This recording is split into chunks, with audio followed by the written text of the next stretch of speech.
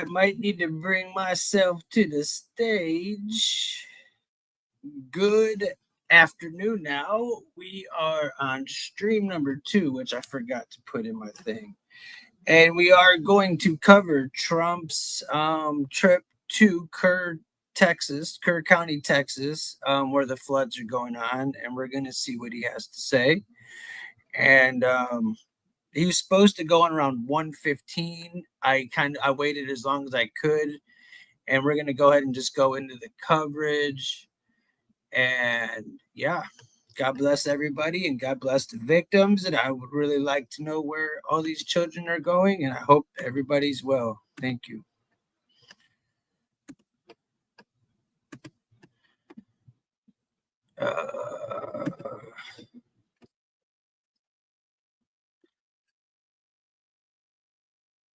Stood in solidarity with the United States and telling Iran to back down. In that process, it's amazing how President Trump is restructuring the global economy and international security as a result of his policies. By all metrics, President Trump is overseeing another economic boom in the United States.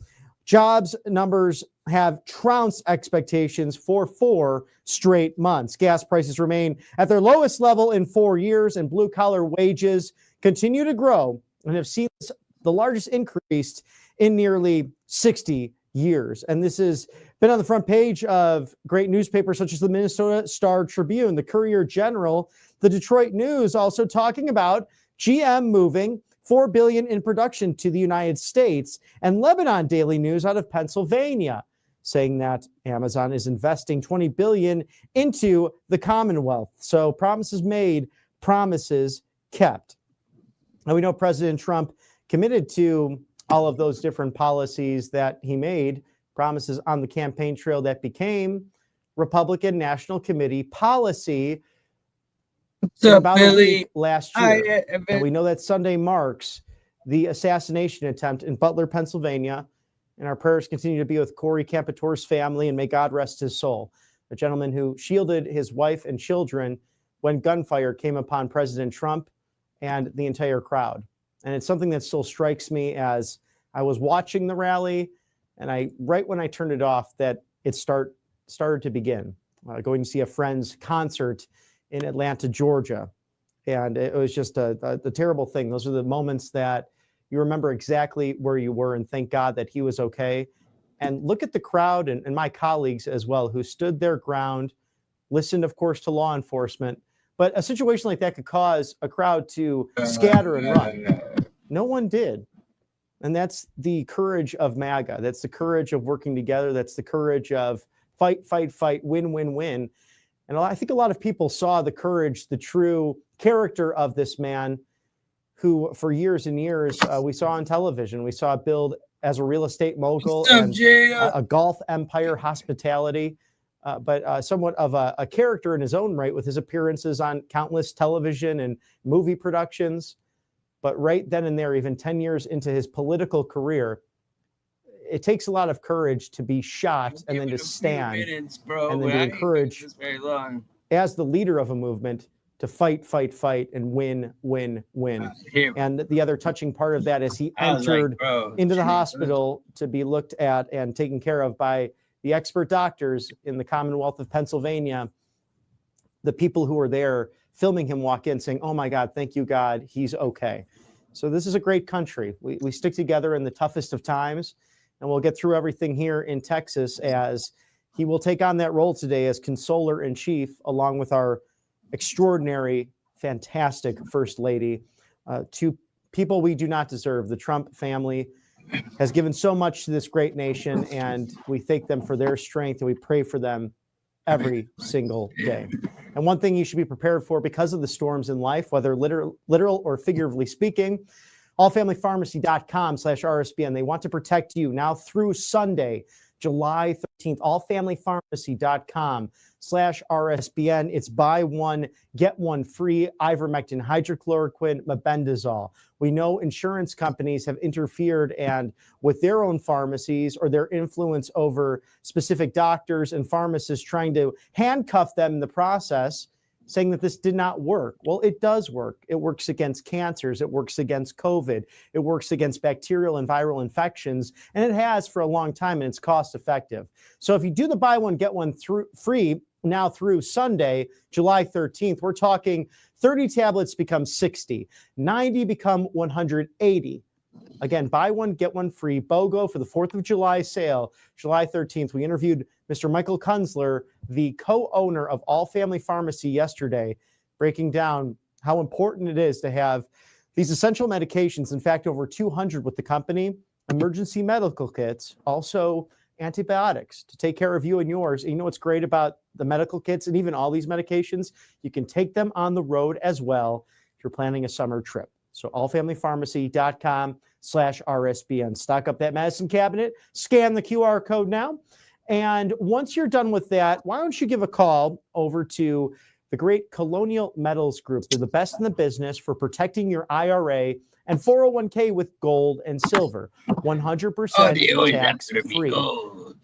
Really heed the warning of experts like Warren Buffett.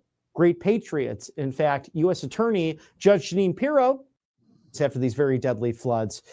Recent reports saying that around 121, if not more, people have perished, young adults to young children. And we've heard the great stories of wonderful patriots like Dick Eastland, the counselor who dedicated his life to Mystic. And there you see there the Mystic Camp, Texas Strong, perishing in these terrible storms. You can't imagine something like it. When a child is dropped off at camp, I'm sure a parent's immediate thoughts are, well, I hope they get along. I hope they learn some life skills, how to build a fire, how to protect themselves in the outdoors. God forbid they're in a situation like that. And just to enjoy God's green earth, especially the Texas Hill Country. It's one of the most beautiful places, not only in America, but throughout the entire world. And plenty of outdoorsmen that are in the great state of Texas. So you think about, will they get along? Will they make new friends? Will they be bullied? I hope not. You never think that over the course of 4 hours, you'll have 4 months of rain dropping into and around the Guadalupe River on this thin soil. It then rises 32 plus feet in half an hour. It's a once in a generation situation. But we know Psalm 34:18, God is with the brokenhearted. He's with us always. And as Gracie Hunt put it, so sad, the daughter of the Kansas City Chiefs owners, they are Texans as well. They lost a cousin in these storms. And she said that God is with the brokenhearted, quoting that Psalm, but also he promises to be with us. He doesn't promise that he'll necessarily take away hardships or not allow us to go through that test, but he'll be there before, during, and after all of it. And words really cannot, I know, console people who are dealing with that at this moment, especially the great leadership in the Lone Star State of Governor Greg Abbott, Lieutenant Governor Dan Patrick, the Senators John Cornyn, also Ted Cruz, countless congressmen, other state officials who have been working overtime. And we do hope to have them for their comments in the coming days and weeks here on Right Side Broadcasting Network Live, and understand that it's such a moving process for them in their offices. We know that they are very overwhelmed right now. And this is, if there's going to be a horrible storm to take place, Texas is the place to have it because they've handled these things in the past, and they'll continue to do that with the support and the help of the federal government, regardless of the naysayers and the voices out there that are claiming otherwise. As Senator Ted Cruz said in a press conference just the other day, this is not the time for pointing fingers one direction or the other. It's a time to console the victims. It's a time to pray for the families, to financially support and literally give hugs and be there for people in this tragedy. He was even mentioning his daughters were picked up from camp just the other week, and you can see the pain in his eyes and his voice as he's, I'm sure, consoling and speaking to countless constituents that have 31 million Americans residing in it, one of the finest states in the union. Our thoughts and prayers are with them as President Trump and First Lady Melania Trump will be part of this press conference. We'll take that live for you to see the president's comments as he's assessing the damage. Now, you do have many situations happening in this great country, a big news week, and Democrats are inspiring vicious, escalating attacks on ICE. If you watched The Voice of Reason last night, one of the main losers, the Massachusetts legislature, they want to take the mask off of the ICE agents. They want to protect their identity. Of course, they want to protect their identity because they are being pushed in every which way, in every direction, and harassed by the demon rat left. Let them do their jobs. Even Senator John Fetterman, the Commonwealth of Pennsylvania, said, let them do their work. He actually spoke up against Hakeem Jeffries, who, if you noticed, apparently has been busy. Sorry, guys, this guy chopping is up and splicing his photos because maybe we could start calling him Hips Don't Lie Hakeem. This was the best. A very strange picture if you saw that in the Bronx just the other day. But John Fetterman saying to the House Minority Leader, why not let ICE just do their job? This is not good for our party. It's not good for our country. Just let law enforcement do their job. Right. And you have the perpetual demon rat left claiming that there are concentration camps and that people are being abused by our law enforcement. Nothing could be further from the truth.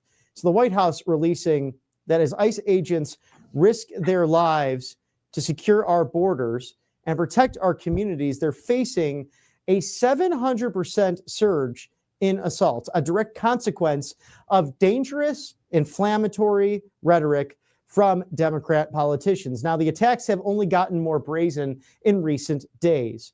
On July 4th, when we're celebrating the beautiful 249th birthday of this great country, 11 leftist criminals abused officers at an ICE facility in the Lone Star State, in Alvarado. After defacing vehicles with anti-ICE graffiti, including ICE pig and FU pigs, the assailants lured officers out of the building and opened fire, shooting one officer in the neck. Again on the 4th of July, deranged rioters viciously assaulted federal agents at an ICE facility in Portland, Oregon. They kicked, they punched, they targeted with an incendiary device. I was raised, I went through a DARE program, and I can remember that. You just respected those in uniform. I'm not sure what's happened to some of these individuals who seem crazed and deranged if you've seen any of their mugshots. And quite frankly, it's not even worth saying their names because they want their 15 seconds of fame. They just belong to be behind bars right now. Maybe it can knock some sense into them. On July 7th, a man unleashed a barrage of gunfire at a Border Patrol facility in McAllen, Texas. That's right on the border. The attack, which saw dozens of rounds fired at the building and agents inside, sent 2 police officers and a Border Patrol employee to the hospital. So our thoughts and prayers with the ICE agents, Border Patrol as well, taking on Tren de Aragua, MS-13, terrorist organizations, and you have situations like this inspired by the demon rat left. It's really wrong, and unhinged Democrats on Capitol Hill should start telling the truth and actually listen to one of their colleagues out of the great Commonwealth of Pennsylvania, Senator John Fetterman, who seems to be that man bridging the gap, because you need a strong 2-party system or more. You don't want a 1-party system. You don't want communism. You want checks and balances, and the best way to do that is to speak truth to power. And I give credit where credit's due. Senator John Fetterman, Democrat of the great Commonwealth of Pennsylvania. Thank you, sir, for speaking up against No Hips Hakeem, his failed leadership in the House, and God willing, he'll remain minority leader after the midterm elections. Thank you to Kalshi.com/RSBN, where you can answer questions just like that. Will the Democrats take the majority? God forbid come 2026, but it's a thin majority, 219 to 214, 4 vacancies, Republicans in control of the House right now. Will Elon Musk create a new political party this year? He wants to call it the American Party. We'll see what happens there.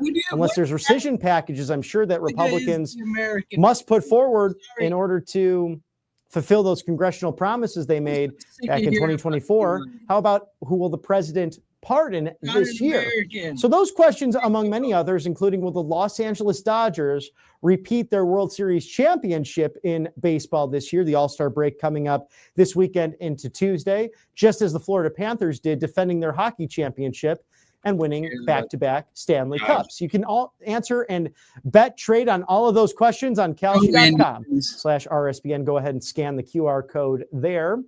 Also, if you like what you see, rsbnetwork.com/donate or text RSBN to 801-801, rsbnetwork.com/donate.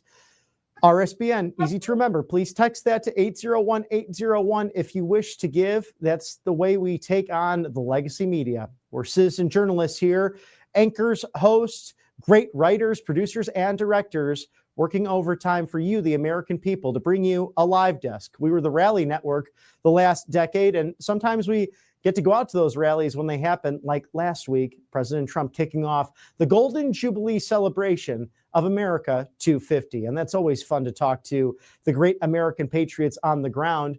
But that day in, day out live desk, we want to bring you, like we will today in Texas, that press conference with the President of the United States and the First Lady of the United States, along with Texas officials, federal employees that are dealing with all of these big issues right now, as ICE agents ramping up, getting hurt amid their enforcement in the great state of Texas. So Texas being a huge focal point this week in the news. Also, we had the opportunity to interview a great friend of ours of the network. He's the president of the Conservative Caucus, Jim Pfaff. We dove deep into a number of different issues and have a lovely recorded interview. The first half of it, in fact, we got into so many topics. We just kept going, and we can with Jim because he is quite the policy wonk. He has the experience. He's worked on Capitol Hill. He knows inside and outside of the Beltway. So let's go there now to Mr. Jim Pfaff, president of the Conservative Caucus. And we are joined by Jim Pfaff, president of the Conservative Caucus. The one big beautiful bill has passed. So what is your take on the positives in the law, the not so positives, and where this very slim majority, now 219 to 214, with the announced resignation of Representative Mark Green of the volunteer state of Tennessee, where does this all go for the Republican majorities leading into 2026? Well, it depends on what the next steps are. Listen, the bill we're very positive about overall because the net benefit is good for the American people. You have finally, for the first time since I've been doing politics, which is about 30 years now, permanent tax cuts. Like the Trump tax cuts from 2017 were made permanent in law. If they want to change the income tax structure, they're going to have to actually pass a bill to increase taxes. That actually is pretty profoundly excellent. The tax, the ability for 5 years of businesses to be able to expense out in the first year their investments in equipment and so forth. That's a very positive thing. And some of the cuts to Medicaid were pretty good. $500 million cut in Planned Parenthood funding for a year, no Planned Parenthood funding or any abortion provider. That's pretty amazing. So I'm very pleased with a lot of that stuff. But there still was so much left on the table, so much more that could have been done and necessary to do for a future economy because we still aren't getting out of the debt spiral. So I'm positive about it net, but we've some missed opportunities with Mike Johnson saying that they want to do 2 more rescission bills in the fall and next spring. If they do the right thing and they do the rescission cuts, then we can have a really positive year for 2026. And is that more on the discretionary spending side or more of the mandatory spending with what you were explaining there about some of those misses? If you know so the reconciliation bill, which is this bill that they just passed, and the purpose of that is to change up any policy in the current budget. That's all non-discretionary spending. That's the spending we do where if anyone qualifies for a program that Congress created, then they're going to get paid. You don't cap the budget on any of that. Qualification is a standard. That's why you see so much growth in these welfare programs, Social Security, Medicare, Medicaid. So they could have done a lot more reform in those areas that would have been very positive, and they could have done it. These rescission packages, what they are requests of Congress that come from the White House to pull back certain areas of spending out of the current budget structure that they have on the discretionary side. And those are the amounts that are specifically authorized with a cap on the various programs. The DOD gets a certain budget up to a certain amount. USDA gets all these agencies get a certain amount for their budget. They can't spend any more. The purpose of a rescission is to draw back some of that spending. I believe there are up to $500 billion of rescission possibilities that are in there. If the Trump administration gets those across, and Mike Johnson says he'll work to get them passed, that could be a very positive. We're seeing a test of that right now. There was a $9 billion rescission that came out just a few weeks ago, and it was passed by the House. We're still waiting for the Senate to act on it. If they'll act on it and then act on all of these, I think you'll see a very positive response by Americans going into 2026, because this is what they're looking for. This is what they voted for. And do you think anything will be related to maybe the Second Amendment issues that some congressmen were concerned about with the One Big Beautiful Bill? And that was mostly due to the Senate parliamentarian pulling out some of that language, but also as it relates to the Green New Deals, that has been something on the left that they've tried to sneak on in there as part of, in a sense, pork barrel spending, just getting that amendment in there so that can remain intact. Do you think the Republican Congress will tackle any of that? Well, they could do all of that in the next rescission bill. And in fact, John Thune should look the parliamentarian in the eye and say, yeah, I hear what you're saying, but this is wrong. And anyway, we make the rules. So, and he just needs to do it. We're in a desperate time potentially right now. I do agree with Donald Trump that this last reconciliation bill, and also Scott Bessent's been making this, the Treasury Secretary has been making this case. I think there will be some positive growth come out of it from the tax structure size. But if we cannot get this spending under control, we always have a risk of inflation, because we just added, the ability of Congress to spend $5 trillion more above its budget in this bill. That's a lot of money. If we go through all of that, I mean, we just printed up about $7 trillion in 2021, the Federal Reserve did, and that was the biggest thing that spiked the inflation during the Biden administration. And we haven't fully recovered from it yet, although the Trump policy so far are helping. We have to help that side of it too, because every money that's spent by government is taken out of the economy. And that means it's not being put into productive use, or very, very minor productive use at all. That has to change.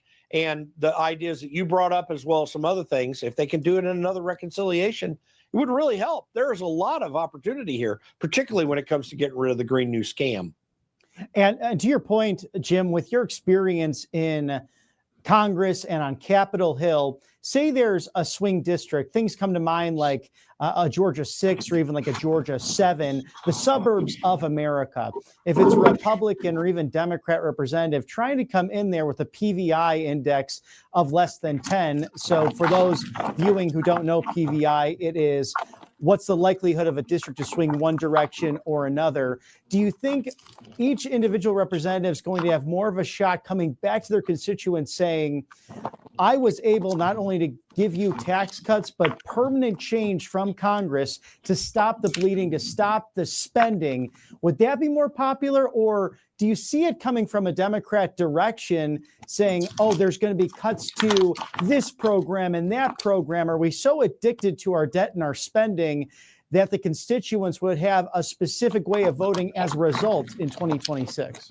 Oh, I think the Republican message between the two that you just gave is a much stronger one. The American people are not buying this world's coming to an end when it comes to cutting spending. In fact, the New York Times over the weekend, with these tragic floods that happened in the hill country of Texas over the weekend, they're trying to make the case that it was Trump cuts that caused most of these deaths. But that has been entirely debunked on social media and elsewhere, because the reality is there was plenty of coverage, plenty of ability to take care of these things. And in fact, Michael Schellenberger came out with some very good information showing that the local county needed to beef up some of its emergency procedures, and that the National Weather Service had beefed up staff prior to that storm coming in. Liars. So that narrative is losing every single time it comes out. I just use that as an example. So if they come back in to the districts and say, yeah, the world's falling apart because Donald Trump's making cuts, it's not resonating with the American people right now. It's only resonating with the most committed Democrats who just hate Donald Trump, and it's not penetrating anywhere else.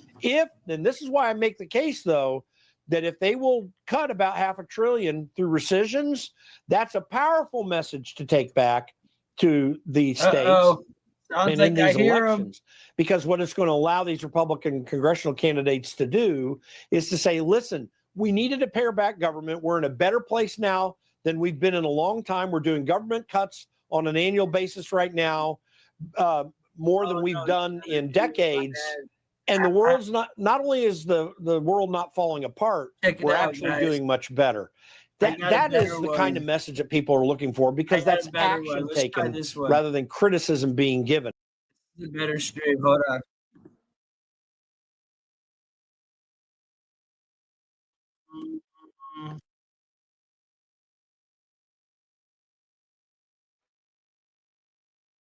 There you go, guys. This one's better.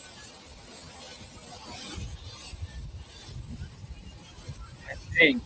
We'll see. This is him getting off the helicopter.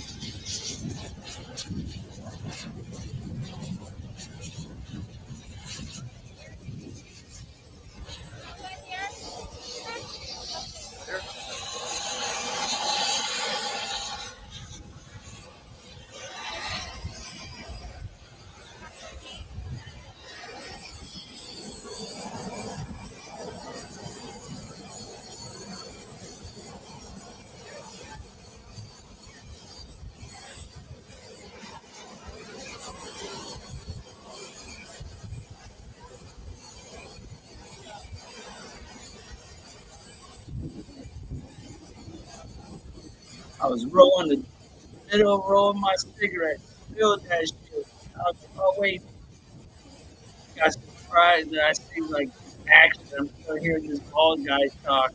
Spilled it. Damn it.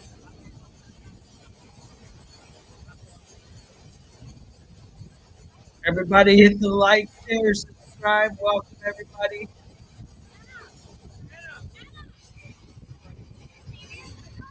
God bless all the victims in Texas, Mexico, and North Carolina. God bless all the missing children, that they all be, put in God's hands, and that whatever happens, they end up in God's hands regardless.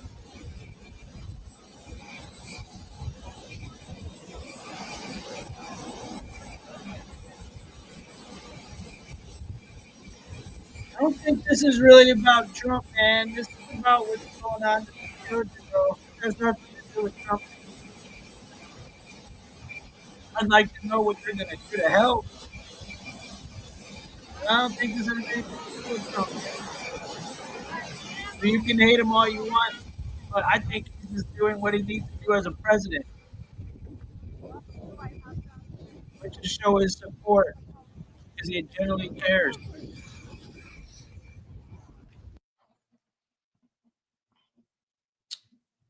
My opinion.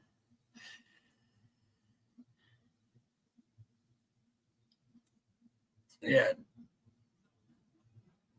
I don't even think Trump should have had to show up at this point this early. I don't think he should have even had to show up. Like he said, they're using too many sources. All right. Looks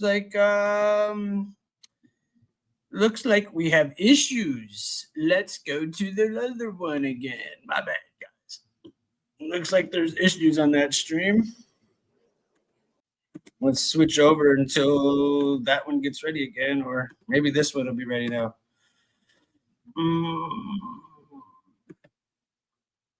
There we go. Here we go. All right, it's back.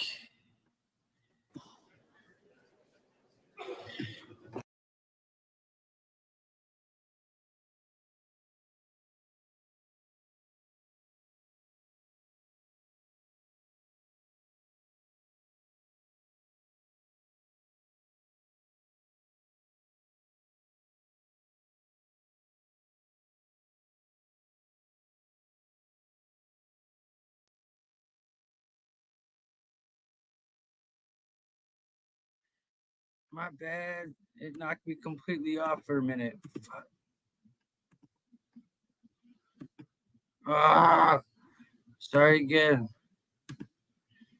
Here it is. Oh, Lord. There you go. My bad.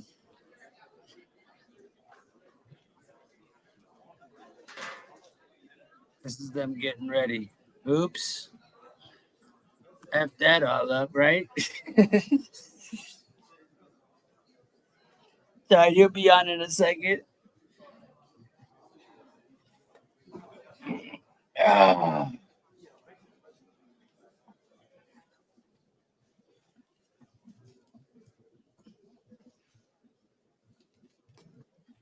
I don't know what a widget is. It's telling me my bit rate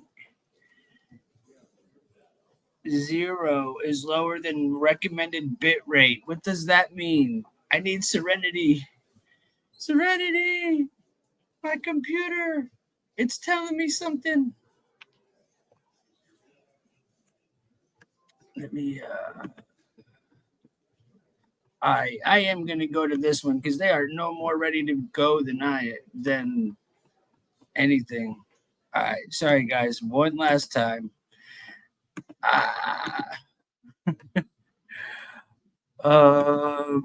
Here we go. Sorry guys.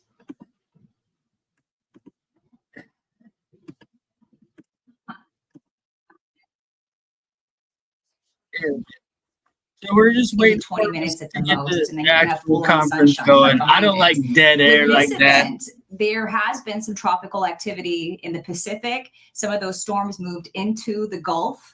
And so a lot of that moisture was still surging to the north. Now, a front came through, a traditional front that we would see from California that moves from the west to the east. It grabs that moisture and it moves it forward. But here's the deal.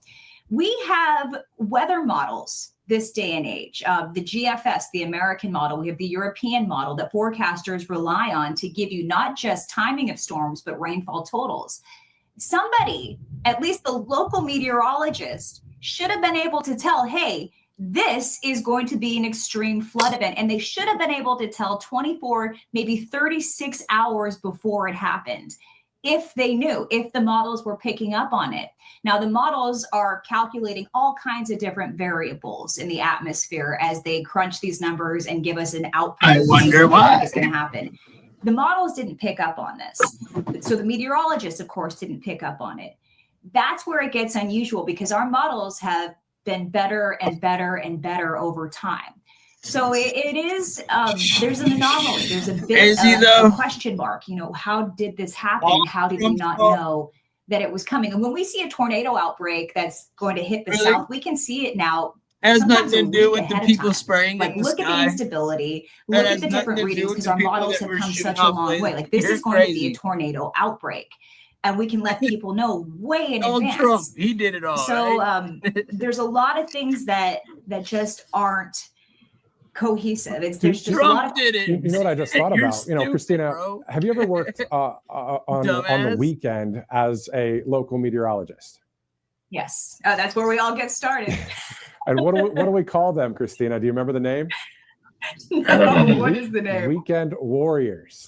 Oh yes, oh yes. You're a weekend warrior, man. If it's a Saturday, it's 1 o'clock, and it's a beautiful day out there, and you're covering a festival, and you're working, that's a weekend warrior in local news. And here's the point, though. No, they didn't. Christina, back to the serious point of it, though. It happened over July 4th. If you can't see, so this is like, you know, we're going into a big holiday weekend. Maybe I'm just telling we're you, not talking about specific with any meteorologist at any of these networks in any area in Texas. We're just saying in general that that's just the mindset. You go into a weekend, you're thinking July 4th and this and that. Probably Oh, it's do going to more rain. There's a flash research flood warning, because, so just watch out there. But then I there's still even can't get it that mainstreams 4 talking hours about how in this 4 was all hours, 4 months manipulated. of So it rainfall was Trump's in fault an as a area in Doge. Texas, which we know has a Trump's lot of Doge weather deal events. Was the reason why. And then we have what we have had right all now. this. This 121 Not all these people missing are children not with didn't us have anymore in nothing to do with Texas. anything else, right? I just Okay, bro. this one's wild. I You're don't silly, understand this bro. one, Christina. That's You know, and it's similar to what happened in North Carolina. Carolina in the Asheville area. Again, the meteorologists just kind of dropped the ball. I mean, or did they? You know, or are there other things that the forecast models are just not able to pick up on? So there are a lot of questions, but it's not just the local microclimate guys. And usually on a holiday weekend, you have the backup to the backup who's, you know, readying the system of, you know, making the forecast, making the maps and everything else. But I will say this, the same information, they can have that at the Weather Channel. We all have the same forecast models that we're looking at. You don't get a specific one for a local climate. So, you know, why didn't they get it at the Weather Channel and say, hey, you know, raising a red flag, this is going to happen?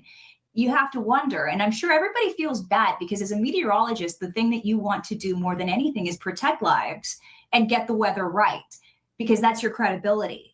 So I know that nobody did this intentionally. I don't think that anybody was just kind of asleep at the wheel. I think it was just one of those cases where there are anomalies happening that we are not accounting for in our forecast models. I could show proof to that. We got to figure it out. Yeah. And I assume, without watching any of the local news coverage in that part of Texas, that these words were spoken maybe a day, maybe 2 days in advance, or flash flood warnings being put up on the phones. But to your point, and you had, if everyone's just joining us right now and saying, well, what's going on here? Well, this is Christina Loren, of course, RSBN host, but also she's a meteorologist in San Francisco and other markets.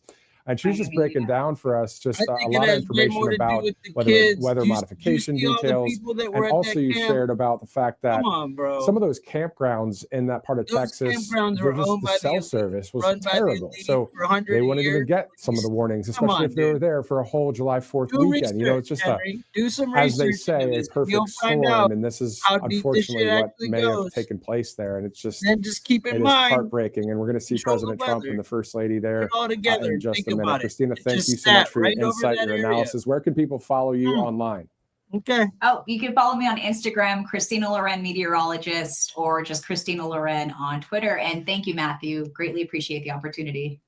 Great to talk to you. Thank you again. Christina Loren joining us live as it's 1:01 Eastern time right now here on Right Side Broadcasting Network. All right, so this is what's up next. It is, just 1 minute after the 1 o'clock hour. Next up here in the entertainment district, the music, Austin city limits, as well as the state capitol, and a great university, the University of Texas in Austin. And then Houston being the energy sector, as well as San Antonio, really the home of the military in the Texas, the home of Alamo as well, where the Texans made their stand against, at the time in 1836, one of the most powerful militaries in all of the world, led by Santa Anna and the Mexican army. And that was their rally cry, their chant of remember the Alamo. And they so did, becoming an independent nation. And then 9 years after that, becoming part of the United States in 1845. So our thoughts and prayers with the great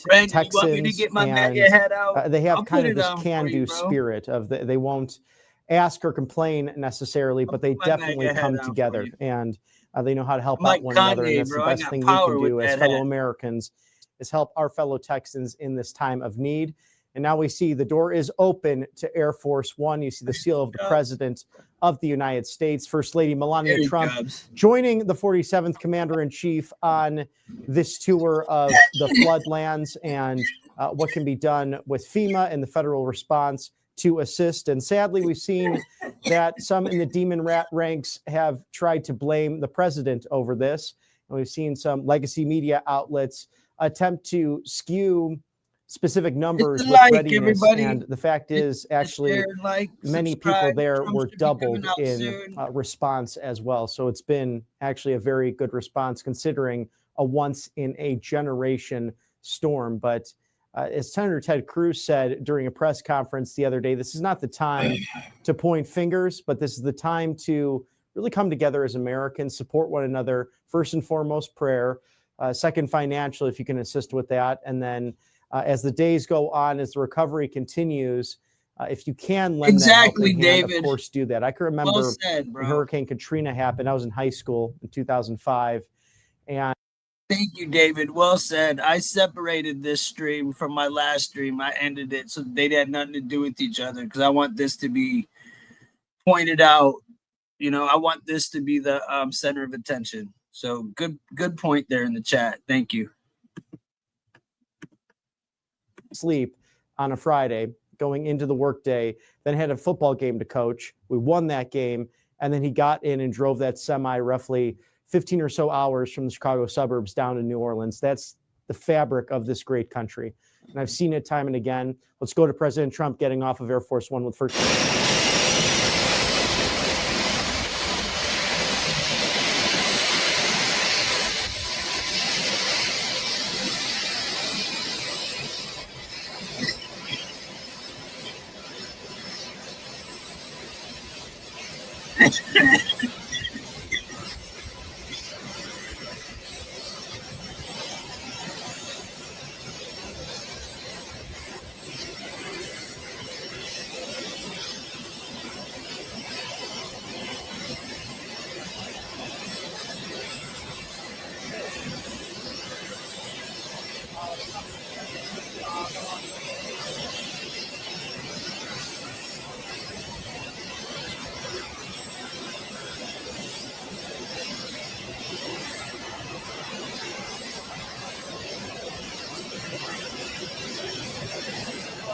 Melania.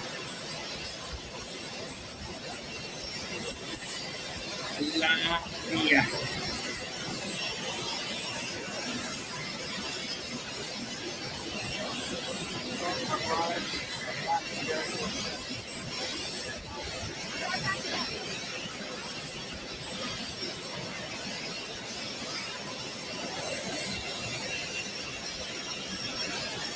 Yeah.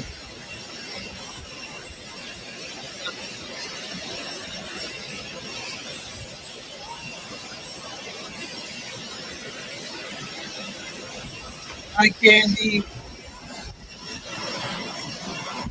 I'm drinking. I'd like to thank our sponsors here on the right side of history. As you saw, President Trump, First Lady still Melania drinking and smoking. getting off of Air Force One in Texas and then boarding Marine One to survey the damage in Central Texas. Thank you to Angel Paste, another great Texas company.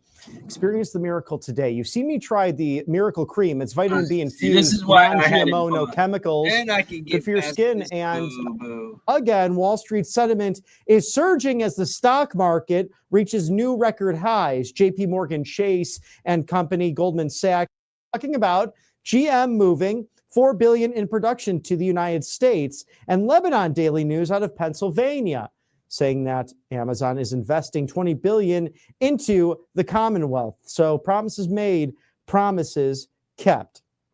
Now we know President Trump committed to all of those different policies that he made.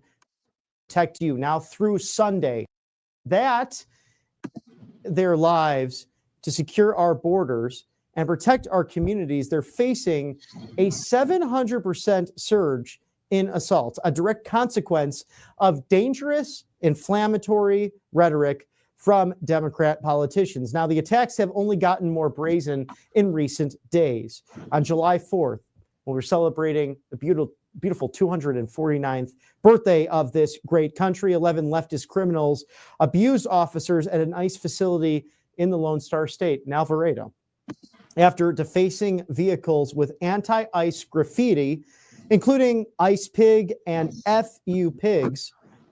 The assailants lured officers out of the building and opened fire, shooting one officer in the neck.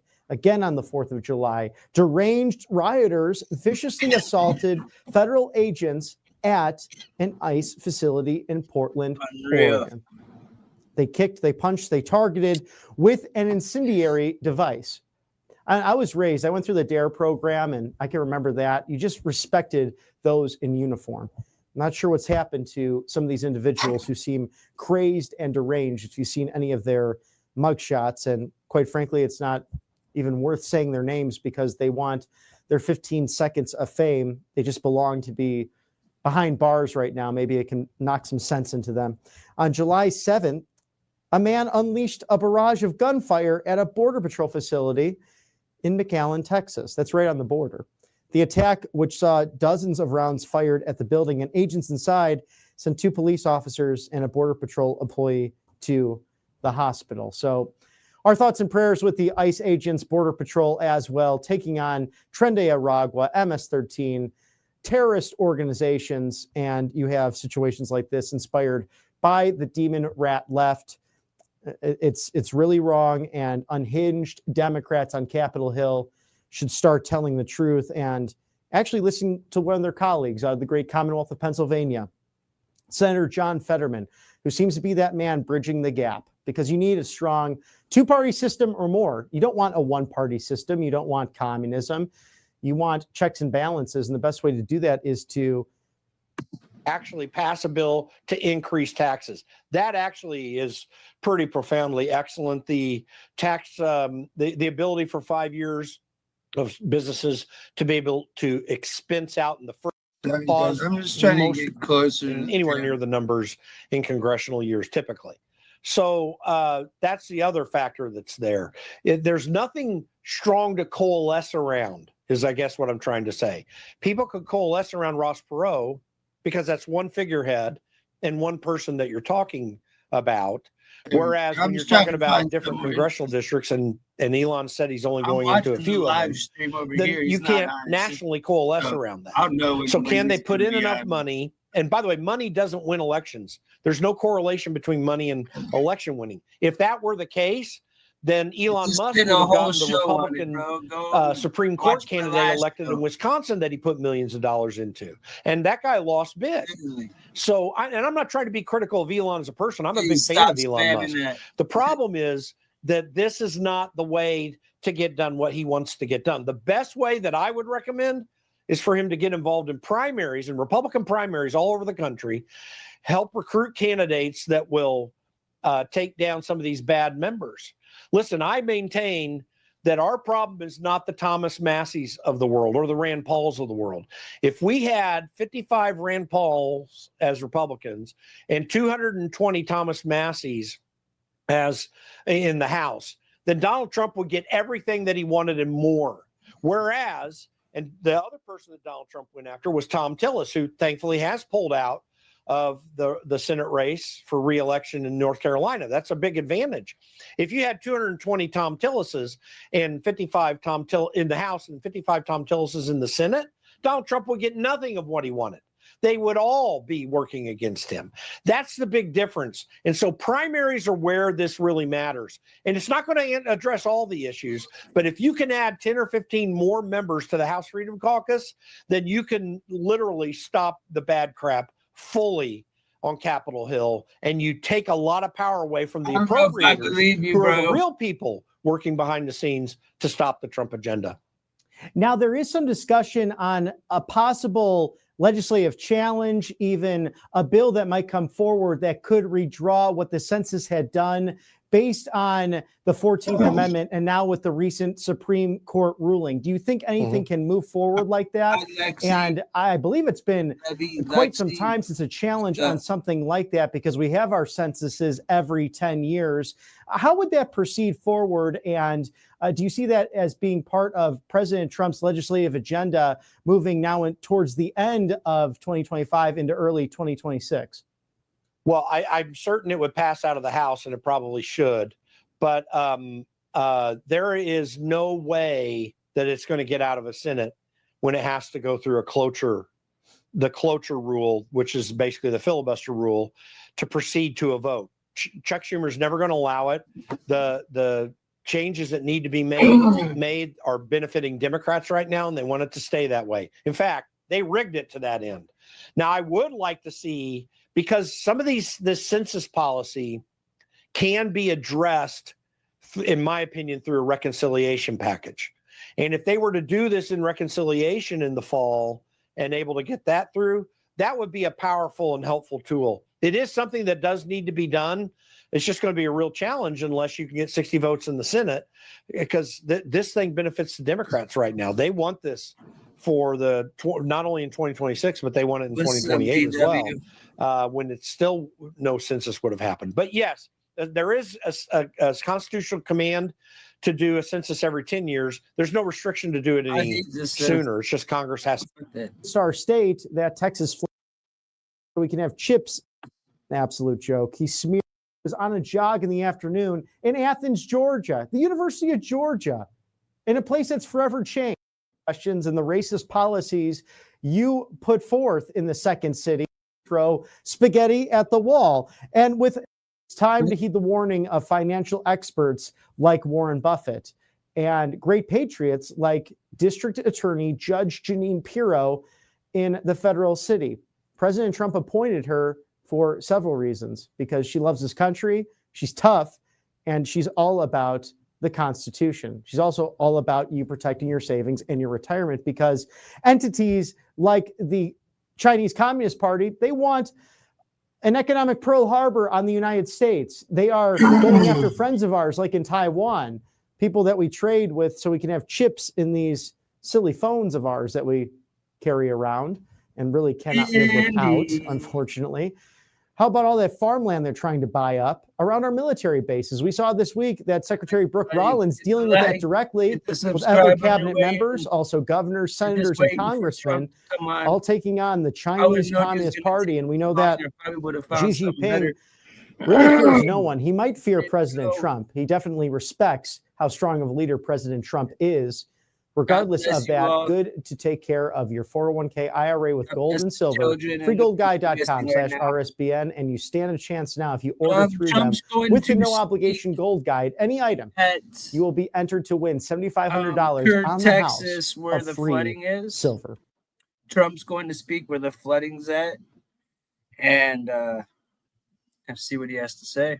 As the Demon Rats have made plenty of news this week, as they normally do, trying to throw spaghetti at the wall. And with no hips, Hakeem Jeffries implored people to fight the Trump administration. They continue with their insane, disgusting rhetoric in the streets, declaring that ICE agents will be unsuccessful in protecting their identities no matter what it takes. And as I mentioned on the primetime show last night, The Voice of Reason, this Massachusetts legislature wants to take off the mask. They've proposed a bill. They've passed it through their House to get ICE agents to take their masks off. Now, these are the same people that wanted you to mask up, wanted you 6 feet apart. It's now all been proven to be non-scientific. They didn't want you to go to church. They didn't want you to go to the gym. They didn't want you to function in your normal duties in life during the pandemic. But now they want to expose ICE agents who are simply trying to protect their identities, in turn protecting this great country.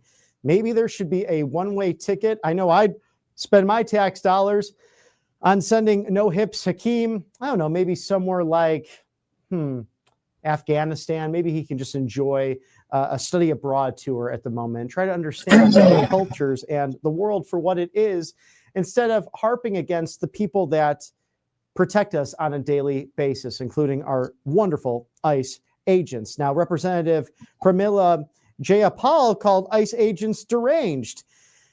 I mean, I think she should look in the mirror, but said that it's inspiring to obstruct immigration enforcement. These people are perverted. What about Representative LaMonica McIver, who was charged with forcibly impeding and interfering with federal officers, inciting her supporters to shut down the city, her words, because we are at war. That's what the low IQ congresswoman had to say. How about Governor Tim Walz? Remember the former vice presidential candidate, that goofball of a guy who enjoyed smelling the tire fire with his wife when Minneapolis was burning? What an absolute joke. Crazy. He smeared ICE agents as the modern day Gestapo.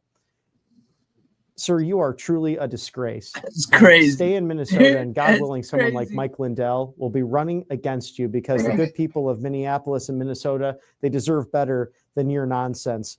What about Chicago Mayor Brandon Johnson, a communist in his own right, accused secret police of terrorizing our communities? And then Senator Bernie Sanders, crazy Bernie Sanders, as President Trump puts it, asked people to figure out a way to stop ICE from what they are doing as soon as possible. How about, sir, you worry about the gang-on-gang violence in your city, the rampant violence that's taken place because of your predecessor, because of you? There's some great reporters out there on the ground in Chicago who actually are asking you those questions and the racist policies you put forth in the second city, and how you have a police force of 151 agents protecting you and the First Lady of Chicago, but you won't put that in the most vulnerable neighborhoods of Chicago. A beautiful city, well, it once was, 50 neighborhoods, all unique in their own way. Chicago Mayor Brandon Johnson wants to play race politics, and it's harming his hometown. Well, actually, his hometown is Elgin, Illinois. He's from the suburbs, but somehow was a mass-produced globalist who was planted into the city of Chicago. And again, those great people deserve better. Congressman Stephen Lynch smeared ICE agents as the Gestapo and nondescript thugs. AOC, the congresswoman from New York, perhaps future senator who's going to take on the Palestinian senator Chuck Schumer, said that ICE should not exist. Okay, that's just absolutely stupid. How about Representative Eric Swalwell, the one that had the affair with the Chinese communist spy? You might remember him. He's from California. Said it was his priority to ensure that ICE agents are no longer faceless, comparing them to some 1800s bank robber or some KGB officer in Russia.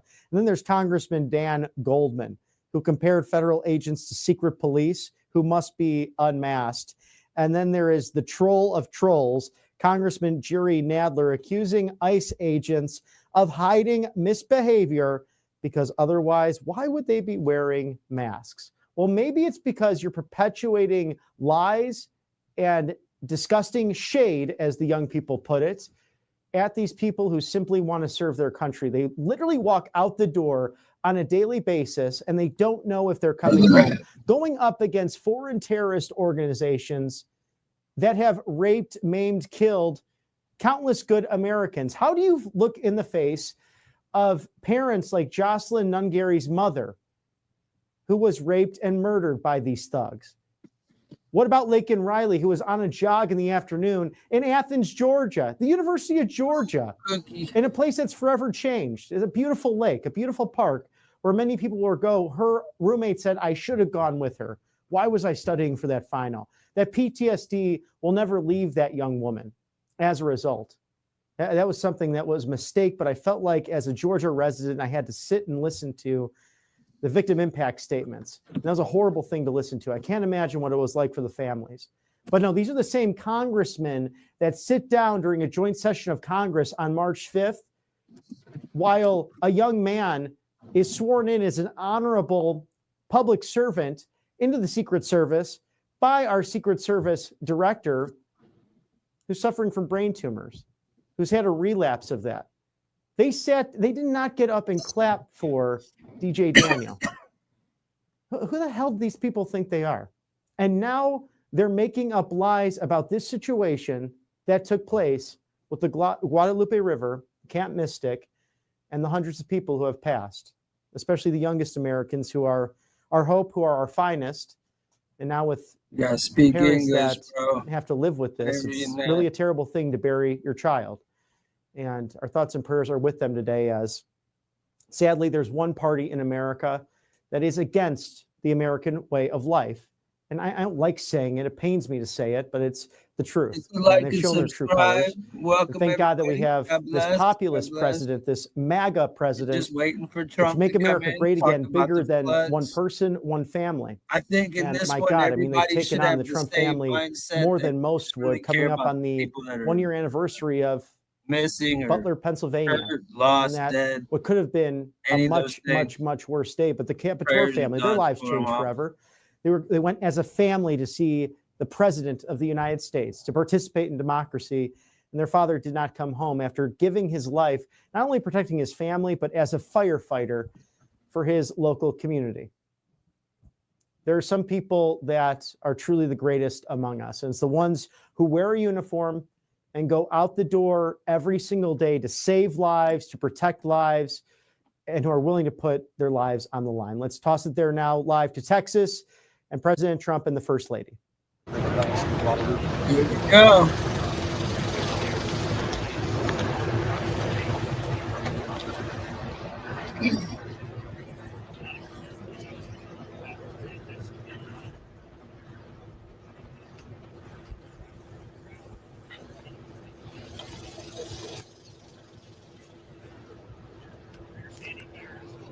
What they doing? They having a barbecue? Okay.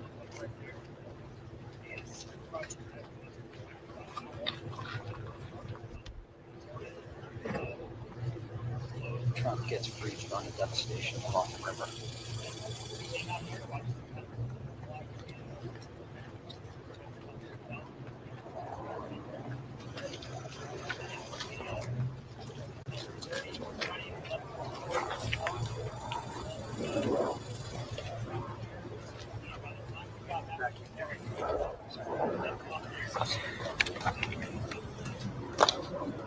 It's 89 degrees, bro. I got no way I'm going outside. Not right now. I had to take the trash out, and it was so hot, bro. Melania, Butler, Kerrville, Texas.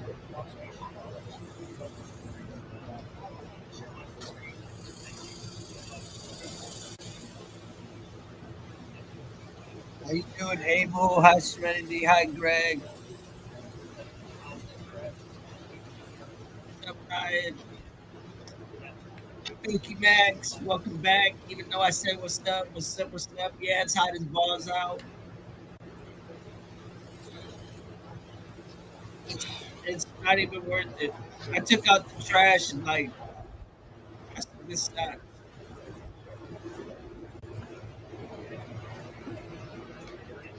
I'm doing well. I mean, this is basically the stream. Basically it, man. We're just kicking back, waiting for Trump to get on and watch Trump getting off. But it did say something at first, really weird. I can't remember what it was. It did need you at the very beginning. It said something, but we got through it. And like not enough gigas. I don't know, something. This is in Dallas, but it's in North County, North County or something like that.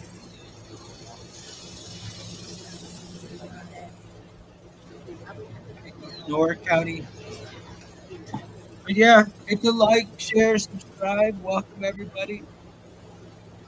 God bless. God bless. God bless. Oh, it's hot in Dallas. Oh, I bet it is. I bet it is. The cop sounds drunk.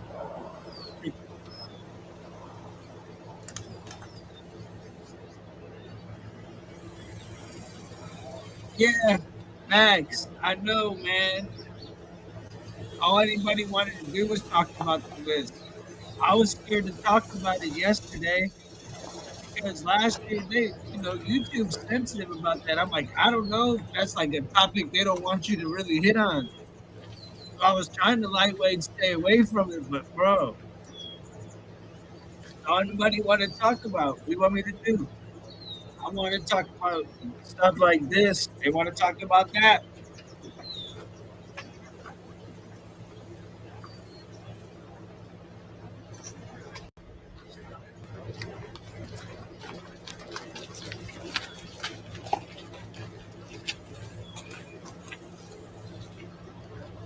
Hi, Pamela. God bless. What's up, real dog? 90 and raining in Houston. Ugh. Marley's doing well. He's eating, chilling.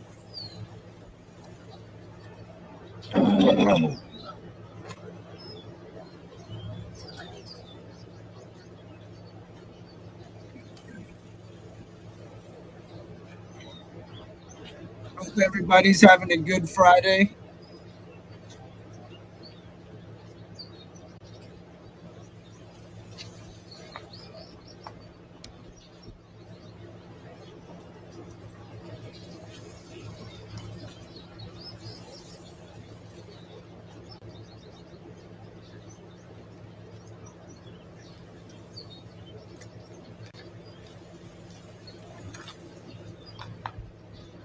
How's your lip?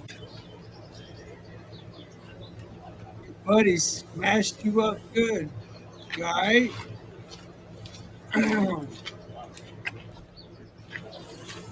Yo, Cookie. What's up, Winston? Welcome.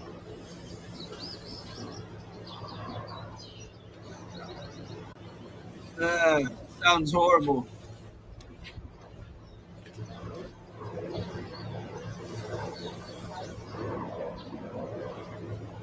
Marley's right here. He just ran over the second you asked, Candy. He came running over. Really did. He just came running over. Say hi. What's up, buddy?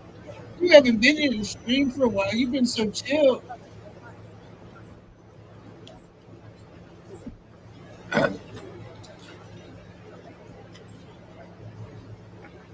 That's what I'm waiting to find out, Greg. Exactly what I want to know. FEMA's been ruined. Them poor people in North Carolina.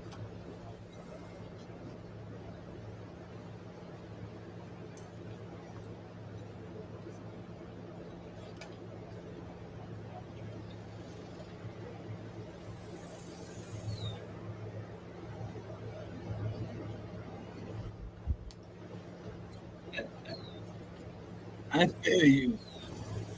I just smoked a nice one.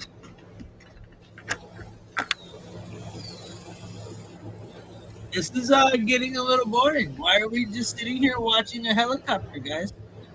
Oh, it's Trump. Okay.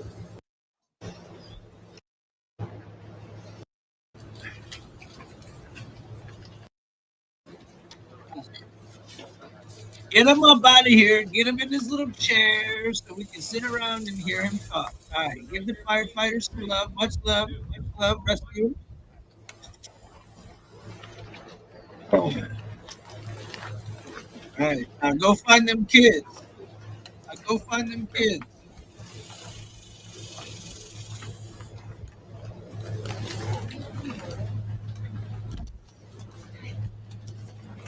We're not really saying anything. It's just quiet. That's why I'm just sitting here talking so there's not dead air.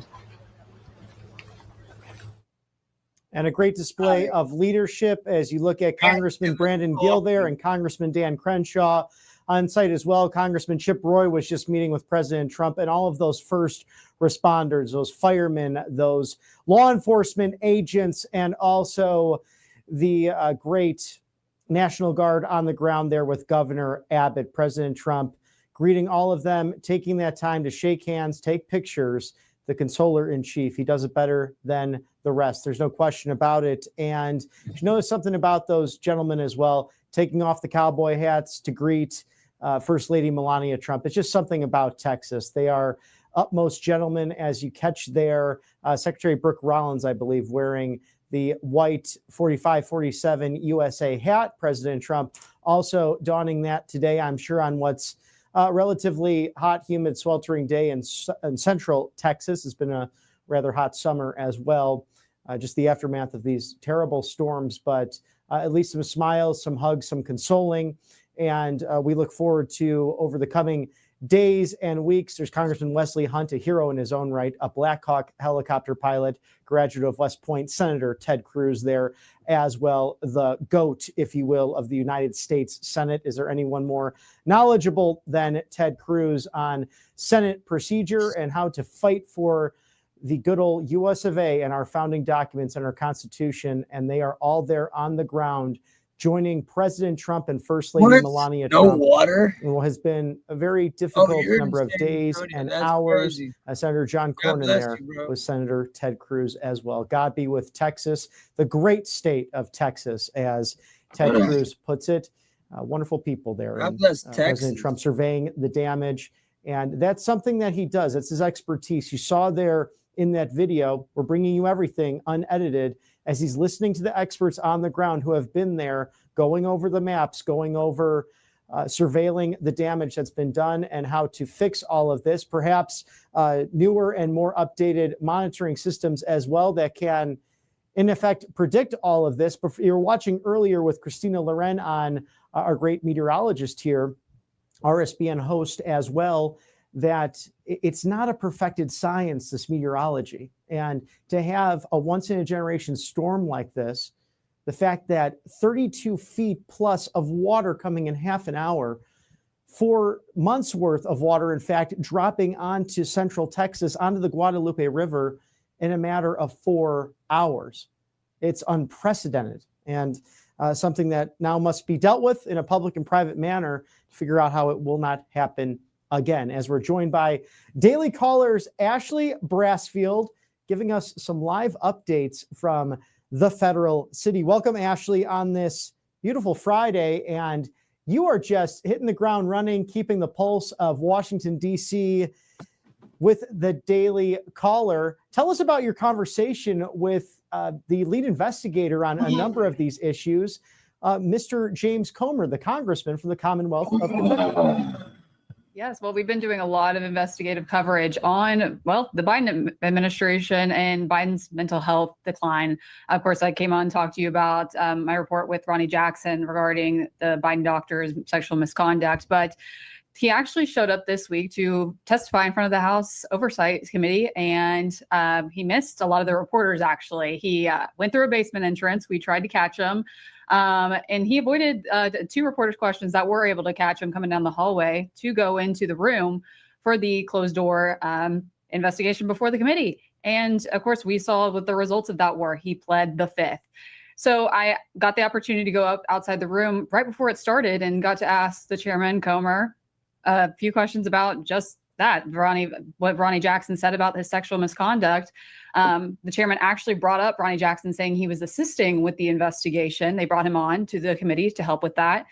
So I thought it was a perfect time to ask him, will you be asking any questions regarding that? And the chairman told me that he didn't know anything about that. And that I followed up asking, well, will you ask any questions about it? But of course, we saw the results that the doctor didn't answer any questions. He pled the Fifth the entire time, Bobby.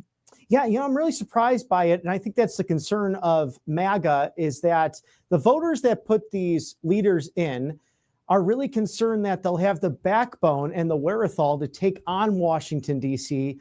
and just say no to the perverts and the spenders and the people in the Autopen administration, the bureaucracy of Barack Hussein Obama, that don't want to shed a light on the evildoers. And we're trying to connect and thread the pieces here at RSBN, as you are at the Daily Caller, a great institution that really uncovers the cockroaches that are hiding under the rocks and the corridors of our great federal city. But do you think that this doctor, Kevin O'Connor, who's been with the former president, vice president, and senator for countless years now, really is the missing link to a number of these investigations? Because, that's the beauty of our due process, of our Constitution, our Bill of Rights, that you can plead the Fifth, but what is he hiding? I think that's what a lot of people are questioning at home. Right. Well, of course, not to make it too political, but a lot of Republicans are using past comments by Democrats saying, silence is complicity and silence sometimes shows guilt, meaning what he means by pleading the Fifth the entire time. And, that is exactly it. I think the American people want to see a successful investigation come out of one of these committees.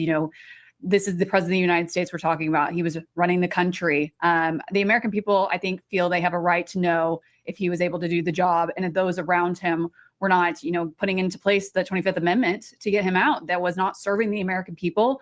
Neera Tanden kind of admitted that a little bit in her testimony, over 6 hours of it. So there is a lot more testimony going to be coming up in the next month or so, right around end of July, going into August. We actually have Ashley Williams, a staffer, testifying today in front of the committee. But of course, what lacks there is the aspect of not having the doctor-patient privilege, which O'Connor had. And that is what he stated when pleading the Fifth, that, his lawyers were saying that that's what they're using. And he doesn't have to, say anything because of that. So I think that is one thing that the staffers do not have. And of course, we saw the White House, come in and say they do not have presidential privilege anymore. That happened last week. Our own Reagan Reese did that report. So this is just an ongoing, investigation when it comes to the staff. We have Karine Jean-Pierre coming in. We have the, chief of staff for the former First Lady, Anthony Burnell. There's a lot more people coming in that I think you have to keep an eye on. Do I think O'Connor is a missing piece in this? Absolutely. But even their staff secretaries, Bobby, that have not been called on. Stephanie Feldman was right after Neera Tanden. And a lot of people have been keying in to the fact that they were the ones that carried the documents that were signed by the auto pen. And Ronnie Jackson even stated that to me. So, a lot of figures that I still think are missing pieces. Do I think O'Connor is a huge one? Absolutely. And that's what's so interesting too. And of course, innocent before proven guilty. That's the standard here in the United States, and it should be. But the other side does not necessarily afford that in the direction of MAGA and Trump and the Republican Party as a whole. Let me say one more thing too. A lot of this is citing the DOJ investigation as well. His lawyer stated that to see what conclusion they will come to. So that is also another piece of this. This might not be over for O'Connor. I still think there might be something there with the DOJ. We'll see though. Well, and we trust you too, because you're on the ground literally reporting on all of it and doing a great job asking those appropriate questions. Why we have a free and fair press in the first place. And with a great sharp brain like yours, Ashley, there's no question that we'll get to the bottom of this maybe in the coming weeks and months here. And it just seems like all these investigations leading back to Obama, to AutoPen, that there are all of these missing links. But what I find so interesting about it is that Ronnie Jackson, for those who don't know, the great congressman from the Lone Star State of Texas, he was President Trump's hopefully soon, physician man. While in the first term, and the physician to the president, Barack Hussein Obama as well. So this is someone who's seen this process, just as Dr. O'Connor would have with President Biden, and then being with him since he was vice president and dating back to his time in the Senate. Now, another major breaking investigation from the Department of Justice, James Comey, and then also John Brennan. Where do you see all of this going? Is there talk on the Hill that there might be a smoking gun in all of this? I hope it's right. Well, from what I've heard from sources, this is going to be mostly concentrated in the DOJ. I think I had my eyes on House Judiciary specifically with Jim Jordan, seeing where this goes. Of course, like I said, I think people want to see somebody held accountable. There's the upcomingness of Brennan through the CIA itself, the story. John Kiriakou was on Patrick Bet David show the other day talking about this and how he was under people like George Tenet back in the Bush administration. You have to look at the background of these people, the type of people they are. Of course, we've seen James Comey in the media recently making threats to the president, brought in by, of course, the Secret Service. So really looking at what type of people these folks were in general, Bobby, is I think a key piece to this. And, somebody asked me yesterday, is this the president getting vengeance on his enemies? And I think it's accountability in a lot of ways, but will that accountability come through? That's the question here. And that's a big question, I think, when you look at the Epstein files as well, because President Trump has really respected the difference between the executive, and it's within the same branch, but the independence and liberty of the Department of Justice, of FBI Director Kash Patel, his deputy Dan Bongino, of course, the Attorney General Pam Bondi, doing extraordinary work. In fact, today, President Trump is in Texas right now surveying the terrible flood that happened on the Guadalupe River in central Texas in Kerrville. But as he was leaving with the press gaggle, I'm sure you saw that of the 300,000 missing children, 10,000 have been recovered, and they've been brought to at least safety and hopefully back into society. We believe that these have been victims of perhaps trafficking or some form of modern slavery, which Secretary Kennedy actually said several weeks ago that the HHS under AutoPen could have actually been trafficking these children potentially. So this could have been a huge scandal at the top of our government. I'm very curious to see, where is former Attorney General Merrick Garland on all of this, because we're going to keep this administration accountable. Of course, we have to, even on the right side of history. But where was Merrick Garland the last 4 years sitting on these documents that could have led to a smoking gun and saved all these children, 300,000 that could have been Americans or even foreign nationals? Right. Well, protecting the most vulnerable, you would think, I think a lot of, or honestly, all the Americans can agree on, is something that's a huge component that we have to keep the government accountable on, of course. You talk about Merrick Garland, weaponizing the DOJ against the former president. And, I think keeping it accountable that we keep getting results, because we never seem to ever get any under him, under the Biden administration. So, I think this is another aspect that, this is a win for the Trump administration if they can continue this. Of course, the border is a huge aspect that President Trump campaigned on. We saw it ourselves on the campaign trail.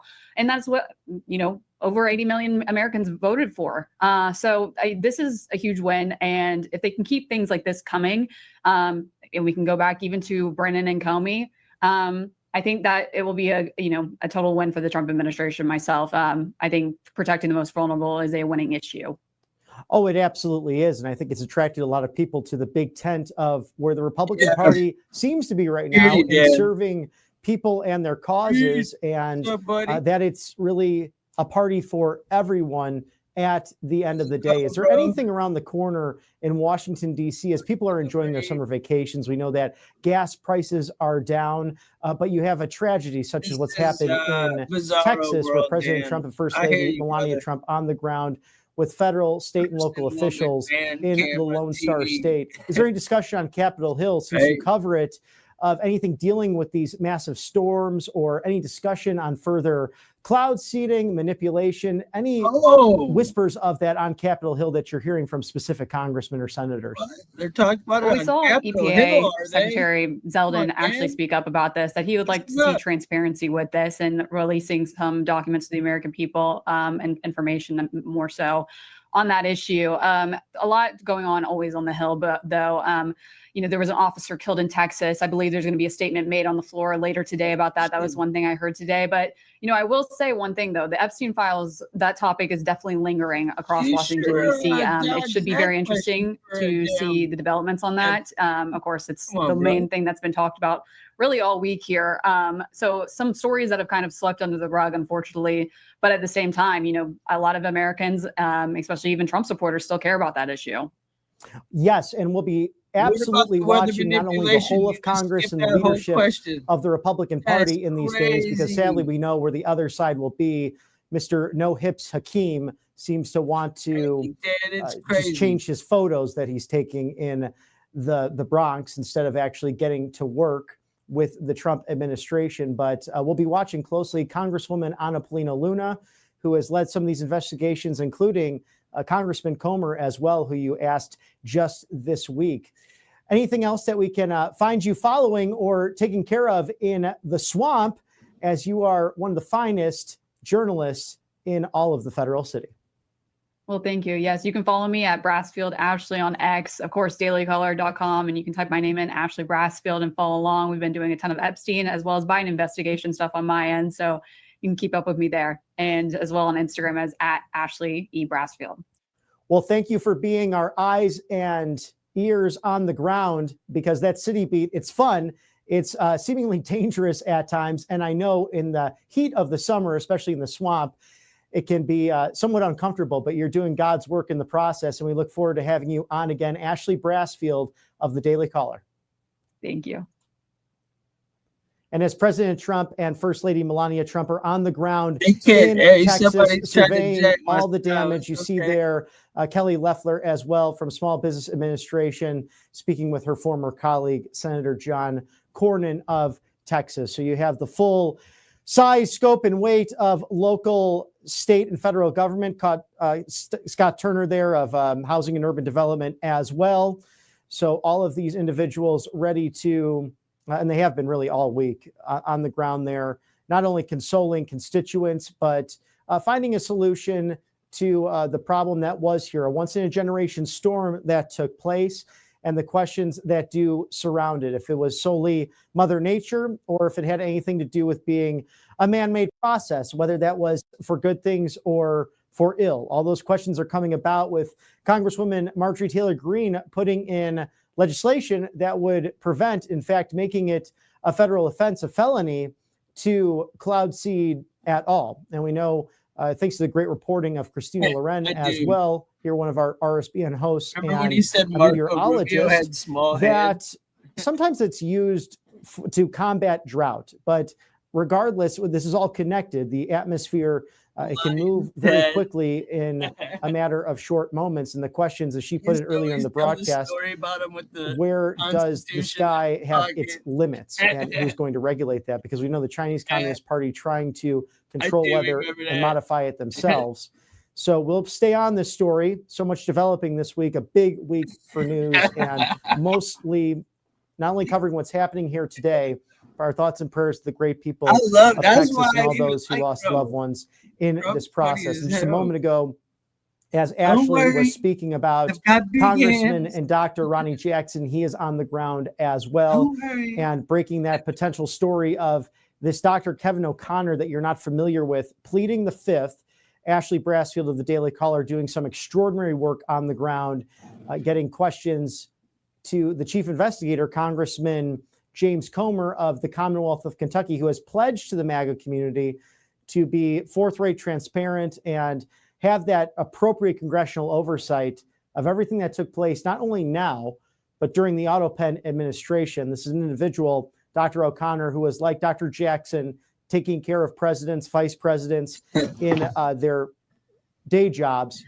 But this individual, O'Connor, who's been with Biden for a long time, allegedly sexual misconduct and other acts that might tie into other issues within the Beltway during the Otto Penn administration. And one of the features here of RSBN and its live desk, if you go back and scrub back to any of the episodes this week, the commonality between all of our subject matter experts and the great people that yours truly and Matthew Alvarez had the opportunity to interview this week, really talking on all of these complicated issues that are tying together seemingly all roads potentially leading back to Barack Hussein Obama and the Otto Penn. And that's been the question: who is the Otto Penn? Who is that bureaucratic nature who was signing that printed signature on behalf of the then president of the United States when it came to pardons, when it came to executive orders? We know what's been told to us on the ground. House Speaker Mike Johnson, when he succeeded that role in late 2023, trying to schedule a meeting with then President Biden, and his entire cabinet was there, and his cronies, including the former vice president. Finally, Scranton Joe asked him to get up and leave. And they all looked at each other in a very uncomfortable manner, according to the House Speaker. And he said, Mr. President, I'm concerned about these issues, that these executive orders you've signed, it's really going to hurt the American economy. He said, Mike, I did not sign that. What are you talking about? He said, sir, we can go talk to your secretary right now, just outside of the Oval Office. You signed that. He said, Mike, I don't know what you're talking about. So not only do you have a situation of elder abuse, potentially, we know the cognitive decline, which the past administration covered up, but who orders in these pardons? Then I asked President Trump aboard Air Force One before St. Patrick's Day, bro, I thought you were just is the Otto Penn authorizations, are they null and void as a result? And he said, well, ultimately the courts will have to decide, and we'll see what happens with this ever-growing scandal, which seems to go in day after day, week after week, month after month here, as President Trump has been left to clean up the mess dealt him by the Otto Penn. There is perhaps no worse administration in American history. And thanks be to God that you, the American people, peacefully and patriotically put common sense back into the White House back on November 5th. And we're almost at the 1 year mark, the anniversary of July 13th, 2024, in Butler, Pennsylvania, when this all could have come to an end in a bloody and terrible way. And thank God for the millimeter miracle, as our dear friend, Pastor Lorenzo Sol of Detroit, Michigan, states often, turned his head, President Trump, and looked at that big, beautiful immigration sign. And the proof was in the pudding there. There was no Republican versus Democrat. There was no conservative or liberal. It was just cold, hard facts that he brought down illegal immigration and stopped those border crossings in the first term. And now, faster than ever, as Tom Homan has put it, the borders are, how efficient it has been under this president. In fact, Tom Homan was given an award by Barack Hussein Obama. Mr. Homan, serving under 6 presidents, dating back to Ronald Reagan. So again, the proof is in the pudding there with the way President Trump has led this great nation and continues to do so.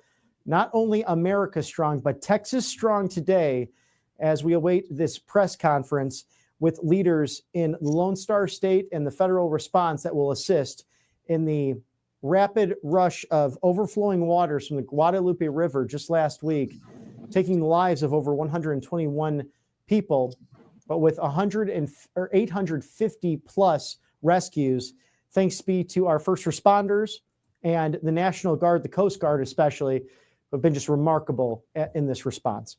And thank you to angelpaste.com, another Texas miracle that is out of Spring, Texas in the Houston Metroplex. Experience the miracle cream today, vitamin B infused, no chemicals, non-GMO. So you've seen me use it here on the network. I have dry hands on occasion. It's mostly during the winter time, but regardless, always helps to make my skin glow. So I like to use this on a regular basis. I could still grip that tackle box, and I look forward to doing that, especially in the summertime, hitting the lakes, the streams, the rivers for trout and bass, among other species of fish. So guys, don't worry I can't skip this about guy. using these products because they can work for you as well.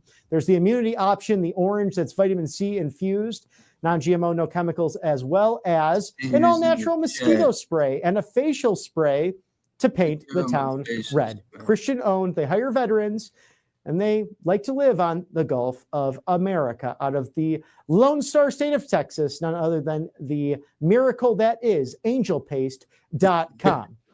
We take care of your skin, take care of your sleep as well, because that can make a difference in a job interview, on a first date, on the next big thing in your life. You got to get rest. And there's no better way to do that than with the 2,000 plus items at mypillow.com/RSBN. The free shipping sale with the My Cross now that Mike Lindell wears, save 50% on that. There's a male and female version for you, masculine and feminine, so you can, again, paint the town red and share your faith with family and friends. How about the MyPillow bedsheet option as low as $24.98, and the multi-use MyPillow 2.0, which I might just buy a couple of those today because I've got the MyPillow 1.0. I know he doesn't call it that, but the OG, if you will. Mr. Mike Lindell helped my sleep process with these great pillows. And look at all the different designs going for $9.98. Is there I don't even think there's a lunch special out there that's $9.98 for with God, all things are possible. That theme. How about the American flag, or just a simple color of gray, white, pink, whatever you'd like,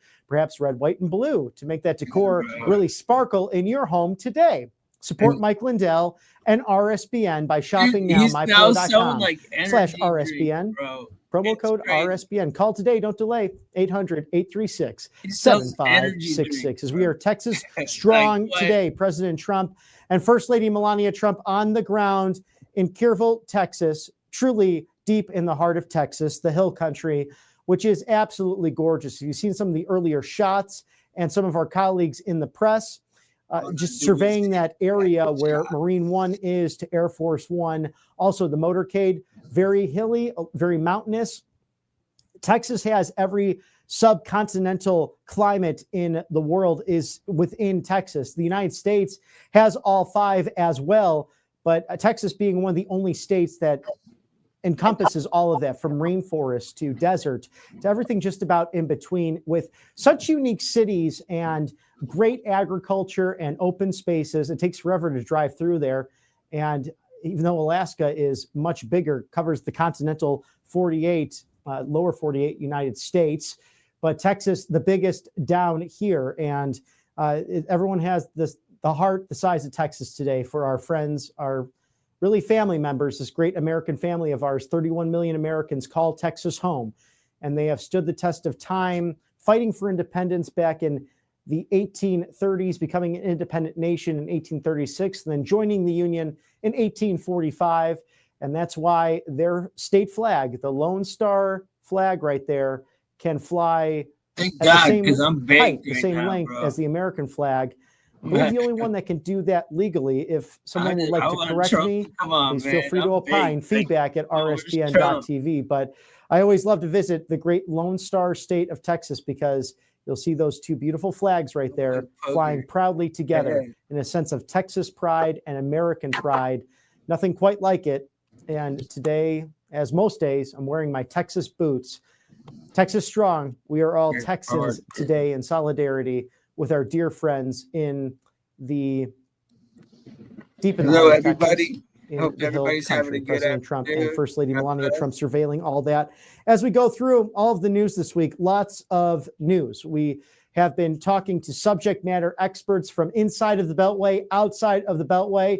If you have some time this weekend and after this live broadcast, please feel free to go through the countless topics we're diving into here on the right side of history. In this live desk, we pledge to you, wherever the end leads, we will go there. We are unafraid of it because this is a network that is about free speech, the founding principles, our founding documents, and regardless of where the rabbit hole takes us, we will go down that route because we want to be citizen journalists for you, fighting for the American people and fighting for our way of life to make sure that the unhinged deep state League of Shadows, the globalists, do not succeed in their mission of deconstructing and destabilizing the United States. We know that past administrations and living former commanders in chief, they allowed this to take place, from Bill Clinton to George W. Bush to Barack Hussein Obama, and ultimately the Autopen, who was not in control, all attempted to destabilize this great nation by bankrupting Detroit and bankrolling Beijing. But then the citizen president came down the escalator with our gorgeous First Lady Melania Trump, the man of The Apprentice, the man of building skyscrapers and golf courses, and the hospitality and hotel industry, said, I can do it better. I know a thing or two about money. And enough with people like crooked Hillary Clinton and all they've done to harm this nation.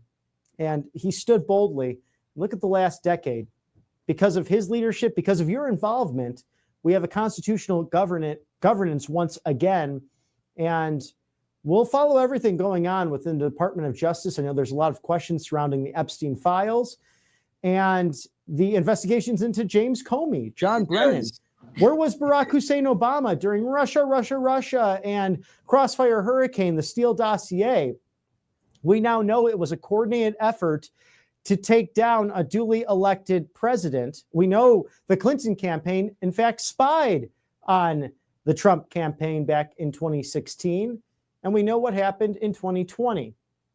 So we are unafraid of where the truth will lead us, as the White House is fighting every single day to fulfill the promises they made and kept to the American people that became Republican policy, as taxpayer-funded benefits Cody, are for American citizens. They are not for illegal aliens.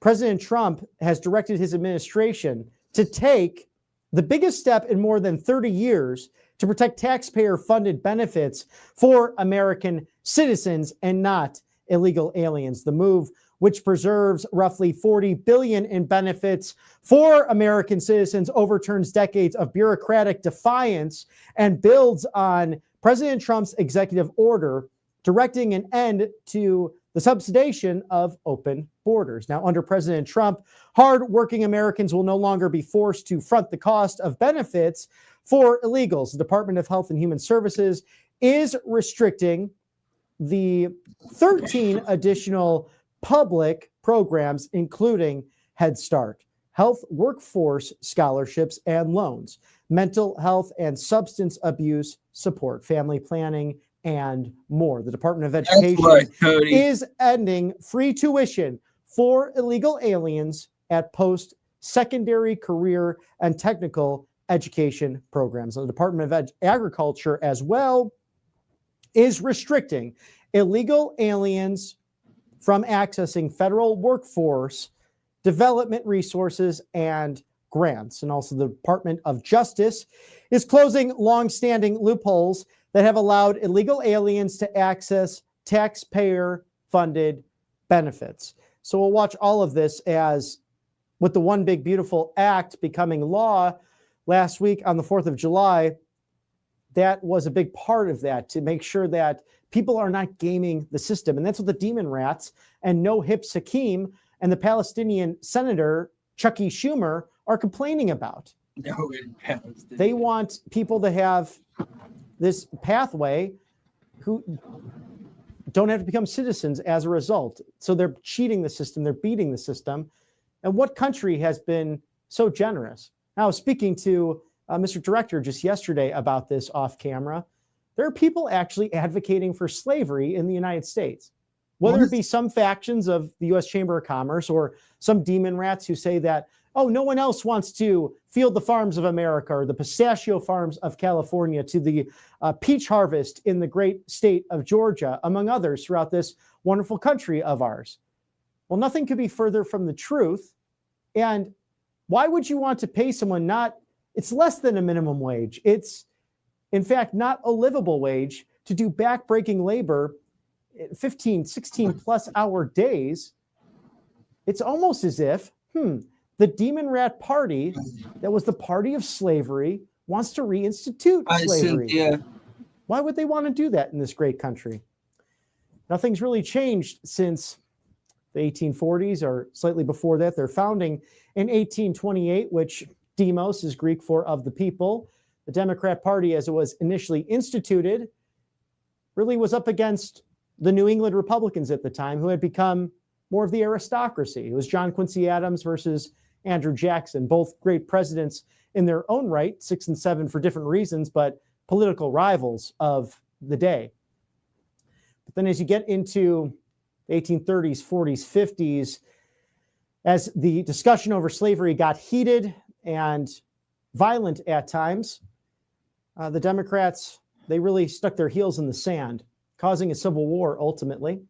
And they really have not changed since that time. If you look at the history of who they are, maybe different policies here and there, but at the end of the day, it's about groupthink. It's about the collective. It's about looking at people's skin color and discriminating against one another. Friends with the block. And there's plenty of criticism to go around with the Republican Party. Don't get me wrong.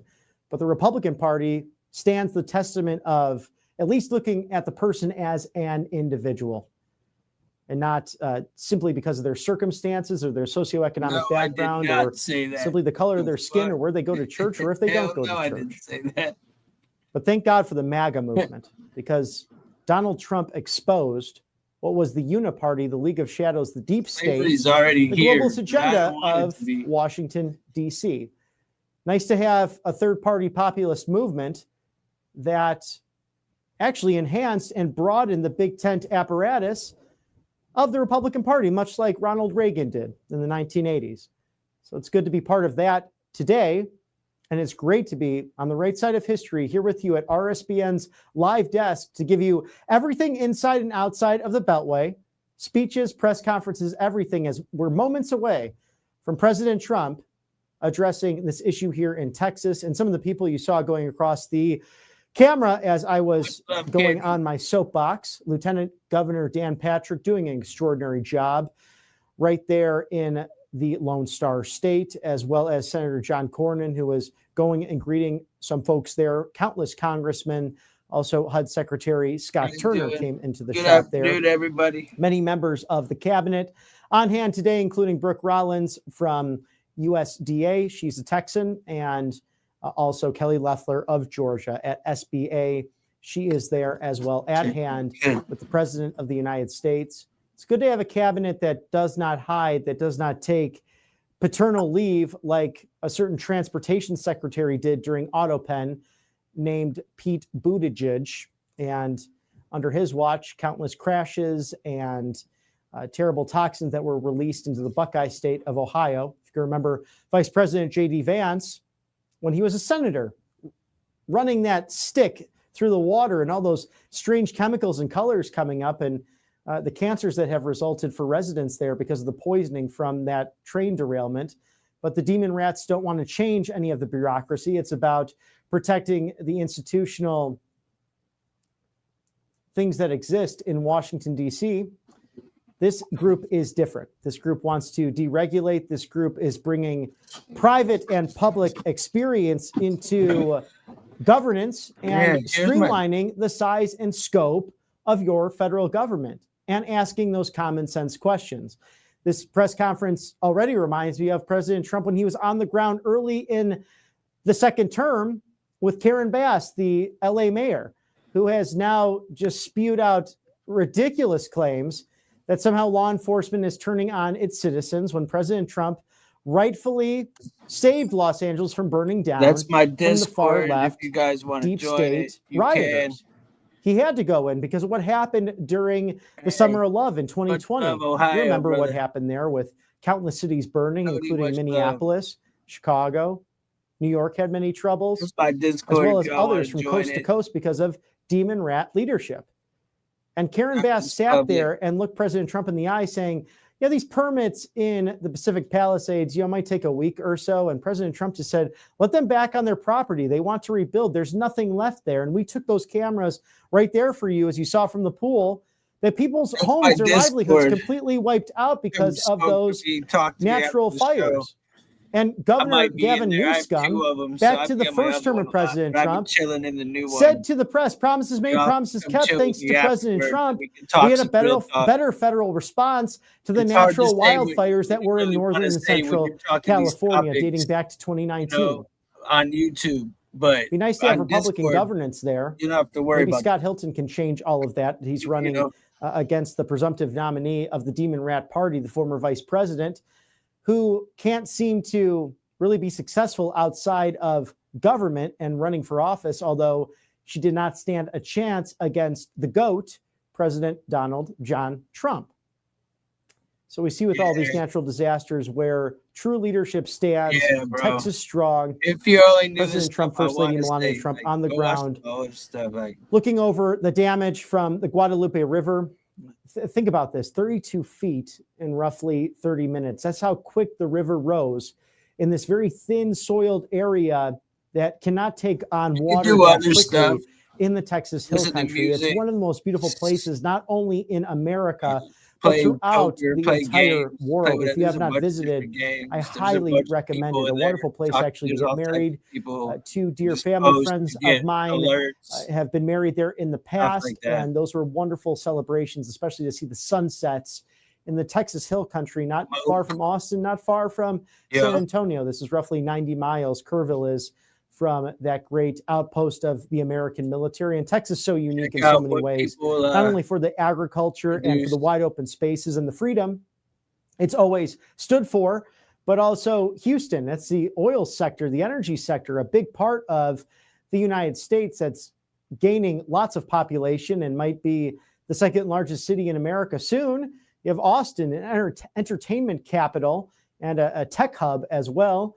There's the UT Austin, a great college campus, the favorite of celebrities and actors like Matthew McConaughey. We look forward to football season there. It's always a stronghold for the capital of Texas. Also Austin city limits, where you've seen some great performers over the years.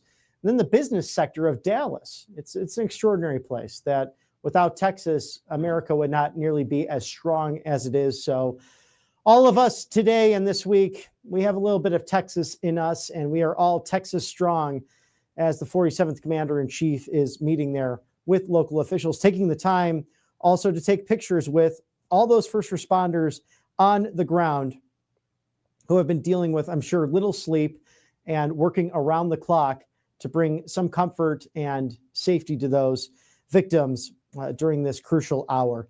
Now, President Trump also announcing a presidential delegation to Osaka, Japan, to attend the World Expo. That'll be coming up on July 19th, according to the White House.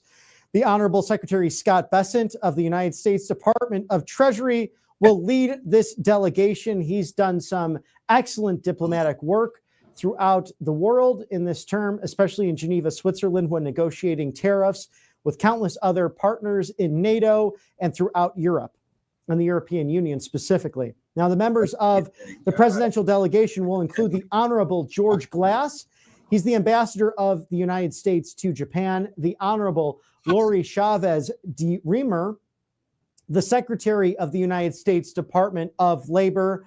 Also, the Honorable Christopher Landau, Deputy Secretary of the United States Department of State. And the Honorable William E. Grayson, Ambassador to the United States of America Pavilion Commissioner General of the Expo 2025. And this is all on top of really a busy schedule for the president throughout the summer. He is nonstop, as we've seen, not only attending these proceedings, but also going around the world with great successes in NATO. Also, the success we saw at the G7 in the middle of that, ending the 12-day war between Israel and Iran. This is a guy who is nonstop at 79 years young, and almost every day there is 1, 2, 3, or 4 different press gaggles and plenty of discussion to go round the clock, as President Trump has been very transparent, the transparent commander-in-chief, and what a I relief have it's no been idea who this from dude the is. Auto Pen administration over the last 4 years. We also know, too, that President Trump, promises made, promises kept on countless tariff threats against other countries, mostly between the 25% to 40% range. Then also meeting with I doubt African he does nations that. who are really turning doubt towards he does peace, that. including Prime Minister Bibi He's not Netanyahu that visiting the White House this disrespectful week, like some nominating President presidents. Trump for the Biden Nobel didn't Peace even Prize, show and up to African East leaders Palestine doing in Ohio, following bro. in He such, never even and showed up. also congressmen nominating him as well, including Buddy Carter, who's running for the United States Senate in Georgia. So if there's anyone who does deserve the Nobel Peace Prize for recent actions, it's none other than President Donald Trump, who has saved countless conflicts from taking place, including India and Pakistan, all in the middle of this. And perhaps on your early summer vacations, but late May, early June, they were going to go to nuclear war.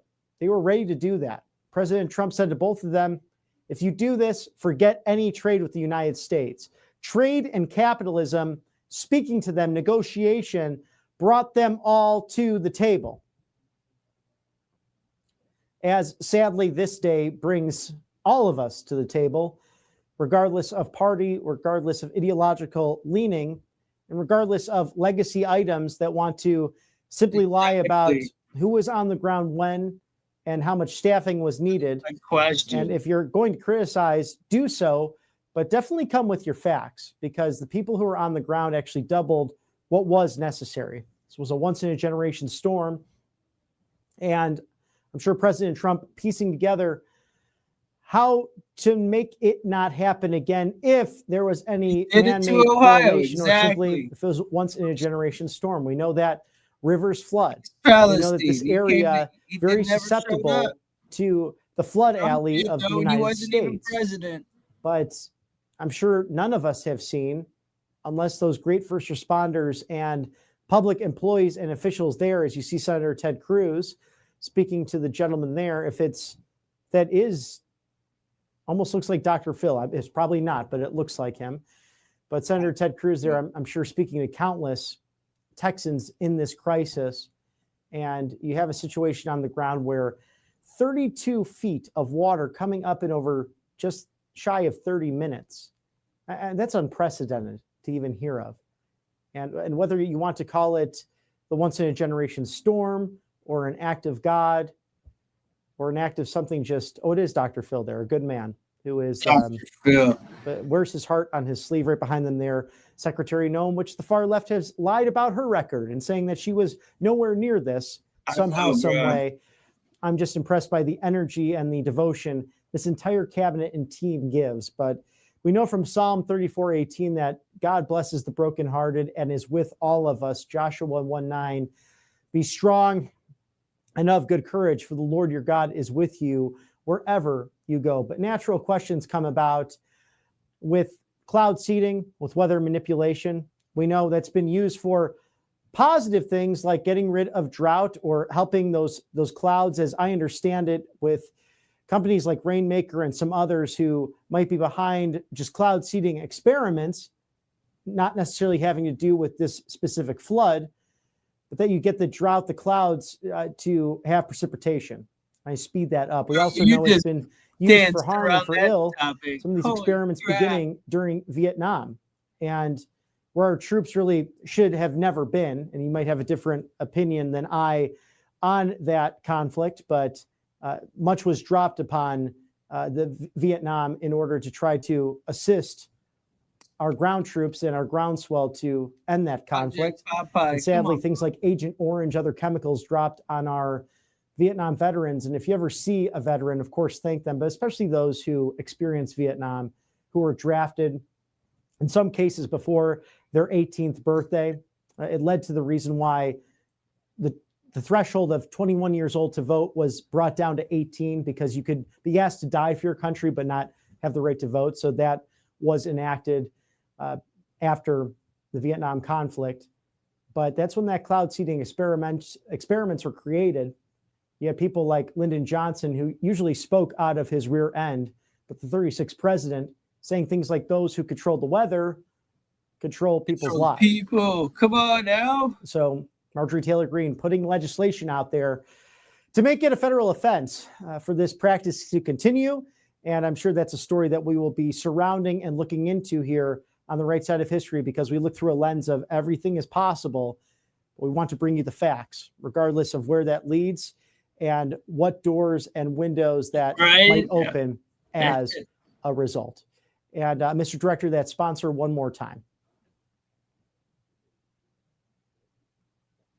And as I wait for that, you see Senator John Cornyn on the ground there as well, on the opposite side of the room, speaking with local authorities, and also the Congressman Dan Crenshaw there.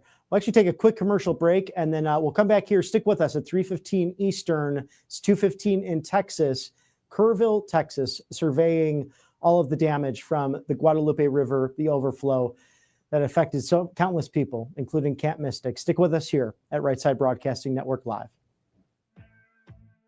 Welcome to Right Side Broadcasting Network, your trusted conservative news outlet. At RSBN, we deliver the truth when the mainstream media falls short. Since 2015, we've proudly broadcasted every single one of President Trump's iconic MAGA rallies, bringing you the energy live before anyone else. By watching RSBN, trying to tell the truth, but it's like a watered down version of InfoWars or something. They're like giving you just enough so that it drags people like me in. Trump's speeches in their entirety. To be like, okay, at least say something. But they weren't trying to tell you nothing. They weren't trying to teach you anything. You deserve. Thank you for choosing RSBN as your home for America First News. Together, we stand strong, united, and informed. So join us and be part of the right side of history. How's everybody doing? Hit the like, hit the sub. What's up, Cody? What's up, Oceans Deep? Trump shows up before the mud's even dry, right? Quit asking me questions. No, I don't play it, my friend. What's up, Cookie, man? How you doing, brother? You're just coming in. God bless. What's up? Good afternoon. Hit the like, hit the sub. We're waiting for Trump to come in and speak about the floods and what's going to happen with FEMA. That's what I want to know, at least, and what they're going to do for the people. And where are these kids? There's some things that I want to know about this. This is a very important one for me. For a limited time, you can try our 3-pack. I have a feeling he's gonna handle this all right. I hope. I can't believe I'm even gonna say. But he usually handles these situations like a G. Now, other stuff I don't know. But use your promo code to save 20%. I know he'll do better than what they did in North Carolina. Absolutely free. All sizes, get yourself a pillow, man. Cody, you want a pillow from My Pillow? Come on, man. You know you do.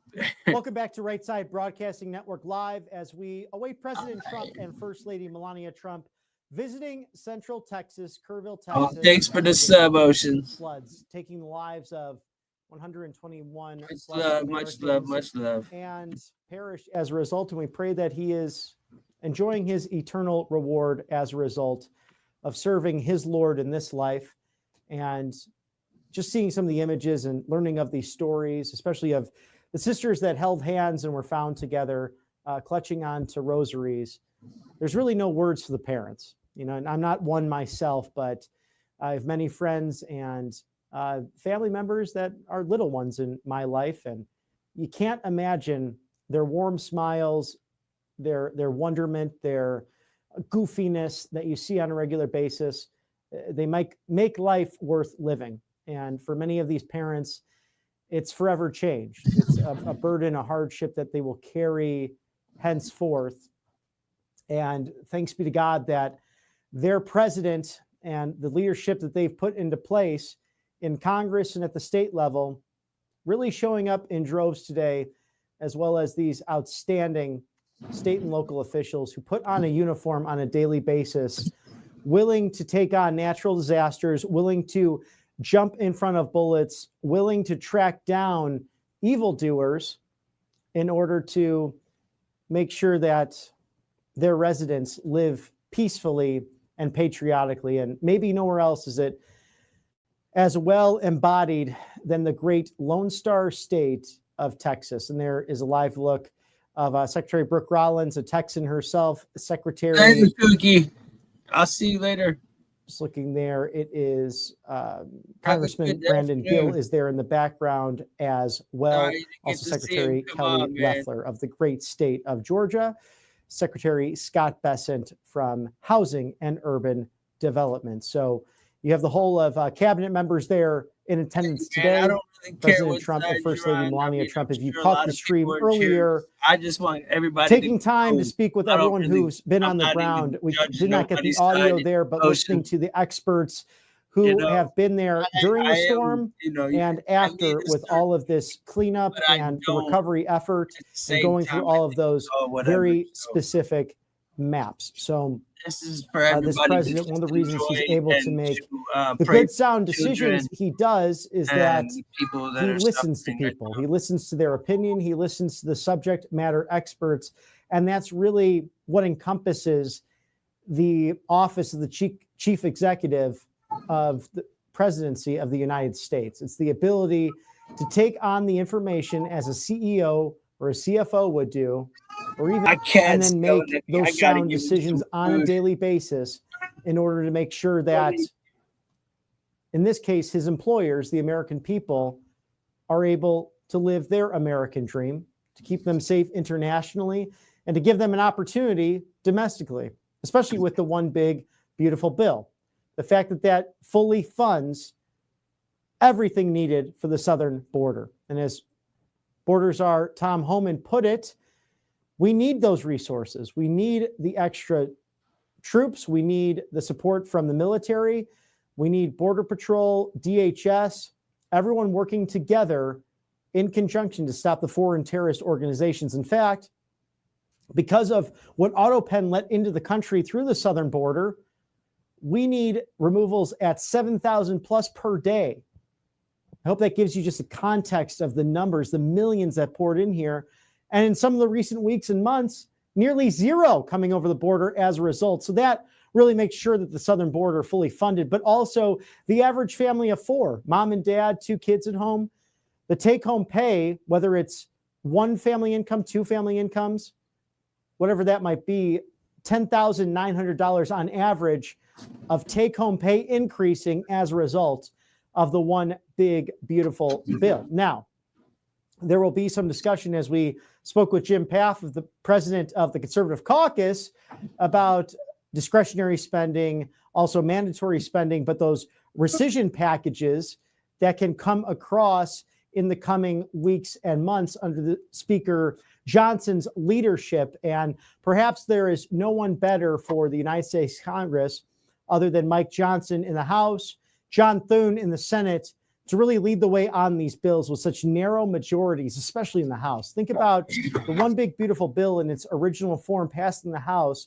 a 215 to 214 vote through reconciliation. That's what I'm saying. Then goes I and did passes the Senate with different amendments at 51-50. It was a tie break, sent back over to the House thanks to Vice President J.D. Vance breaking that tie vote as is part of his constitutional authority to do so when it's 50-50 like that, with Senators Rand Paul, Commonwealth of Kentucky, Senator Tom Tillis of North Carolina, who is now a lame duck, and Senator Lisa Murkowski of the great state of Alaska, who got a lot of what she wanted in the package, but still voted no because she has Trump derangement syndrome or something like that. Well, it went back to the House. Hard to want to get political. Getting that 218 to 214, ultimately to President Trump's desk to sign just last week on the 4th of July. But sadly, those great celebrations. I'm still really wondering what happened to the put kids somewhat in on the Maui back and burner all the because people in of Maui and this North terrible Carolina. natural disaster event, a once in a generation. As you see there, Senator John Cornyn on hand as well, shaking hands and speaking to law enforcement and officials. Also, Congressman Dan Crenshaw there, way in the background near that map. So everyone has really come out today to support the local law enforcement and the first responders, and also those who have lost so much in this time, whether it be their homes or just a family member. Texas. Homes can be replaced even if you lose a memory or two. It's sad, it's tragic, but many lives, over 121 that cannot be replaced. And we pray now with our Lord and Savior in heaven, especially those young children.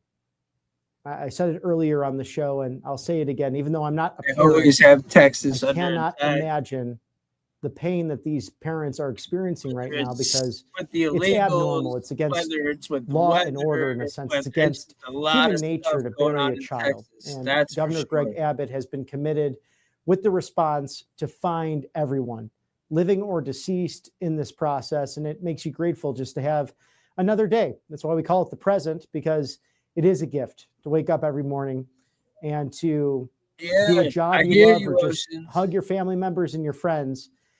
As these parents are in mourning right now, you drop your kid off at camp, thinking to live some life skills, learn some life skills, make some new friends, and it could be a memorable week or two, or even a month in the great outdoors, especially in the beautiful state of Texas, which teaches self-sufficiency, which teaches our founding documents. Which, as you saw, as they're addressing First Lady Melania Trump, those cowboy hats come off. There's a little bit of a bow and a handshake, just the way they are in Texas. They're good people, and they embody perhaps some of the greatest qualities and character in this great nation. They're all about freedom. That would have been their crazy. Inception from 1836. Remember the Alamo, when they gained their freedom from the Mexican army and government, which was extraordinarily powerful in the mid and early 19th century. And great Americans like Davy Crockett went there to really expand this great nation of ours and to seek freedom. And one of his great last speeches, he was a huge rival. The funny part is, we were talking about as well. They were from the frontier lands of Tennessee at the time. Can you imagine Nashville being the frontier it once was? And he said from one of his last speeches in Congress representing Tennessee, "You may all go to hell, and I will go to Texas." That was not coincidence. That's what he did, and that's where he laid down his life defending freedom. And in 1845, this great state became part of the grandest constitutional republic that stands still young at nearly 250 years old, but our spirit experiencing this revival, experiencing something that will have us at the other end of this presidency, although I don't even want to look to January 2029 because I'm enjoying so much smiling in President Trump's leadership and what he has done for this great country. We have few years now to really set the record straight, and this team knows that they have limited time because sadly there is an opposition party that seems to only exist for its own apparatus, its own amoeba, its own power, maybe because they want to line their pockets with money and call it public service, or maybe because they like to just share fake stories with the legacy media, that somehow there's no response happening right now with what you're seeing. Well, with what I'm seeing is it's local, state, and federal government response to this, including the President of the United States. Just go down the hallway here at this table. Cabinet members, United States senators, lieutenant governors, and the governor, and also President and First Lady joining momentarily to address what's happened here. President Trump learning exactly what's gone on the ground and what will happen in the next few days, coming weeks and months, and ultimately to solve how can we prevent this again? Do you need sirens or different systems? This happened. This struck in the middle of the night. We had camp counselors who literally protected children in the process, and many of them survived as a result of it. Hearing stories of people that were literally up You to know, neck high in the Put water, my Discord holding up and mattresses and talk making to sure the y'all. kids were on top of that.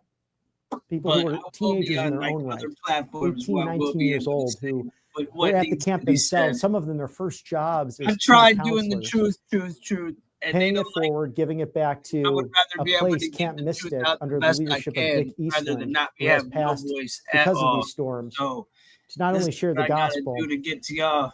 but to share in the Texas wilderness, in the What's hill up, country, Dougie? Much and to love grow to you, as brother. young men and women Good to see in you, this man. great Much country. love. You just don't expect things to end like they did a few days ago for these young Americans.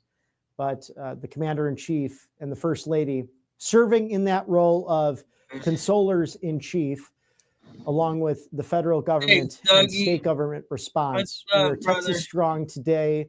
We are American strong every day. Texas strong. As Much it's love to just past Texas. 3:30 on the East Coast, Praise 12:30 on the Texas. West Coast. It's 2:30 Central in the Hill Country, Kerrville, Texas, where we bring you all of this live access. I'm Robert McNeely. If you're just tuning in, welcome to RSBN's Live Desk.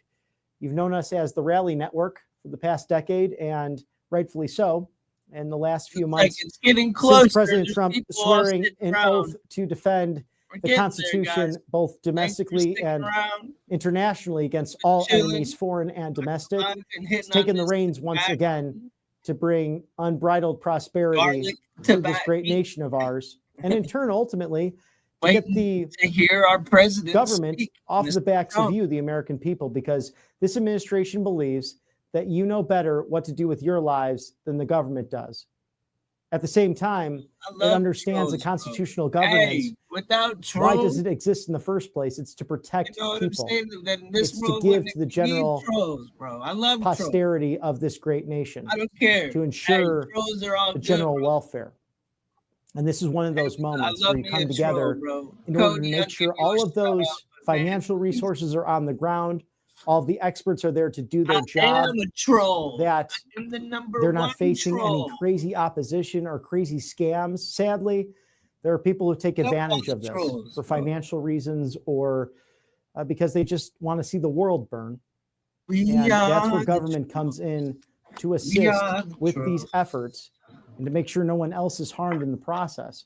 We've had ICE agents who are securing the border as well, who were ambushed recently in the great state of Texas. So much happening, whether it be in Midland, to Bro, I got Kerrville, Houston, all the way up to Dallas, and really everywhere in between.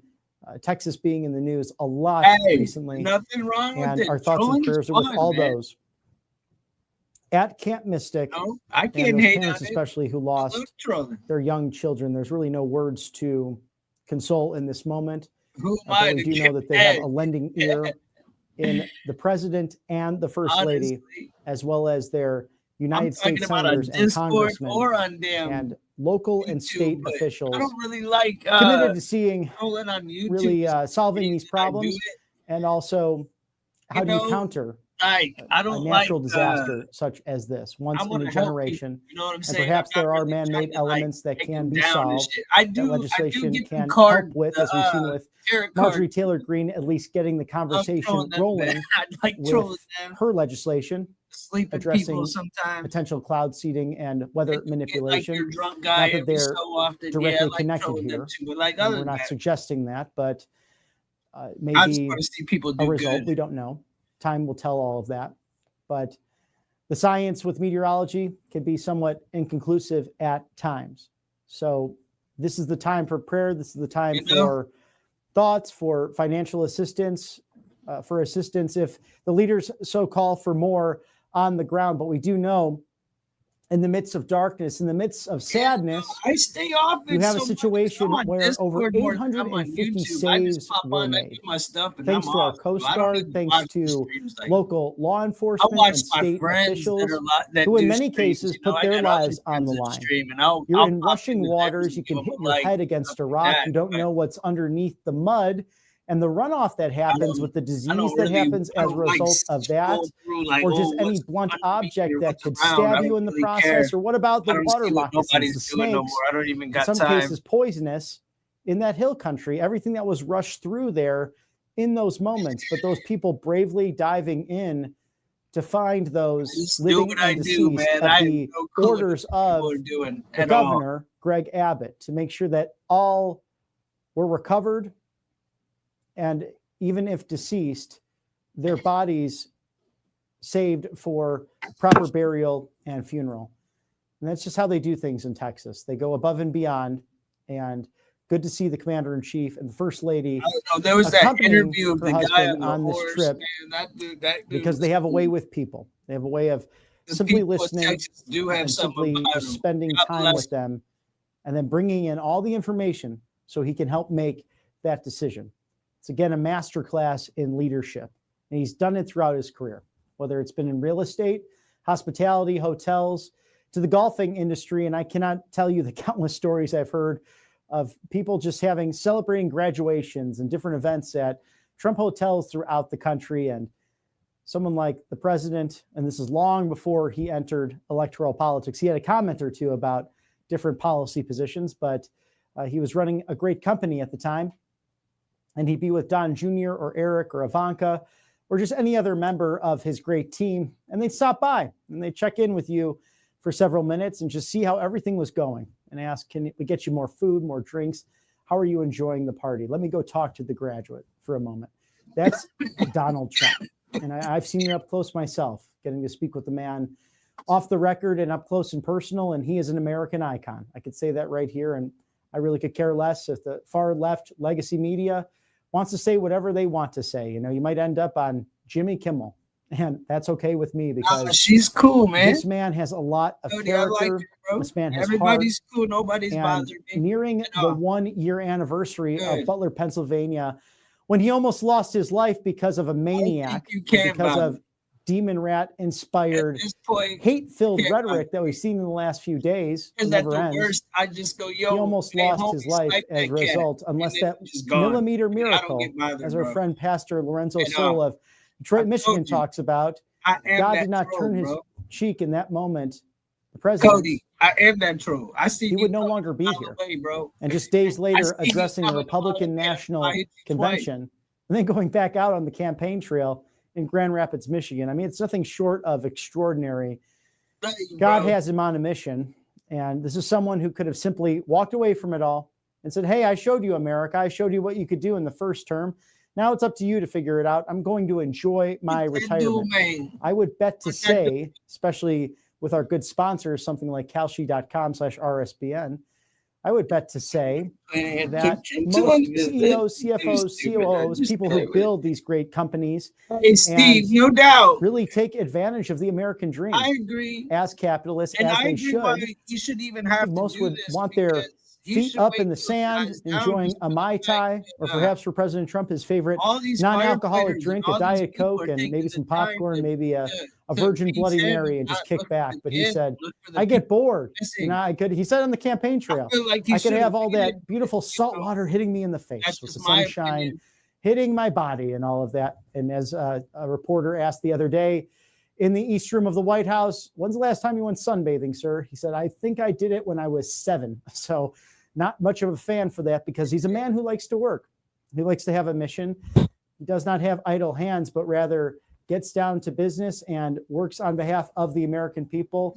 Mind you, he does not take the salary. He legally takes $1 per quarter and donates the rest of it. So the next time you hear from that left-wing goofball in your family or your friend circle about this Trump derangement syndrome, listening to legacy media, whatever the made-up story is of the day, just ask them if they know about that. Man. The fact that he helped save hallowed grounds in his first term. He asked his staff, where could this quarterly donation go? We are not gonna And forget. someone piped up and said, sir, I think Gettysburg. I'm in We're losing Ohio. graves, we're losing We'll that never area, and forget. people can no longer come and pay their Come on, respects. man. He made We'll sure never forget. that those monuments remained intact. Go back to the Apprentice days. Gosh, yeah, it was an entertaining show. I've had the privilege of working with a number of the Apprentice contestants over my tenure in my career, and I could tell you they learned a lot from President Donald Trump. I believe it was the third season where a gentleman asked him, sir, is it true about the story You paid off the mortgage of someone's home. Avatar used to be who the sky. ended up changing your tire because your limo got the flat tire. You're out and about in New York City one weekend, and he would not answer the question. He said, "Sir, I'm not going to let you get away with this one." Did that happen? Did you pay off the mortgage? All the response was from then private citizen Donald John Trump. It's true. He wanted to move away from it. And that's the sign of someone with true character, with true poise, with someone who just pink and black actually gives a damn. I got so much and video, wants to use so many pictures, his enormous wealth, something he earned. Yeah.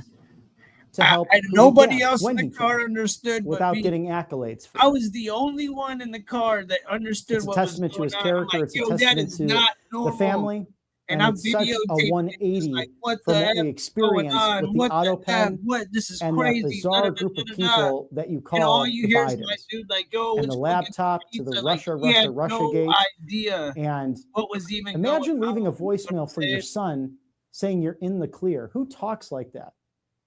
Hey, man. I don't think I've ever told a friend or a family member, hey, it's all good. You're in the clear. You know? I mean, but I've never been involved in organized crime. I mean, hell, there's people in North Carolina who know there's floods in North Carolina. The path I've chosen, being a Bible-believing Christian, but we have a situation that that was not the case just 4 short years ago. But thank God, godliness and constitutional government back in the United States as President Trump and First Lady Melania Trump visit Central Texas. Yeah, right.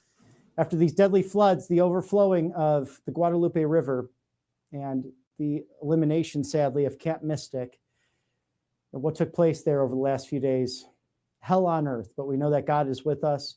In Psalm 34:18, that he is truly always with us and with the brokenhearted. And Joshua 1:9, bless you. Yeah, bless you. And of good courage, the Lord your God is with you wherever you go. And our thoughts and prayers from the RSBN family with those in Texas as we are Texas strong today.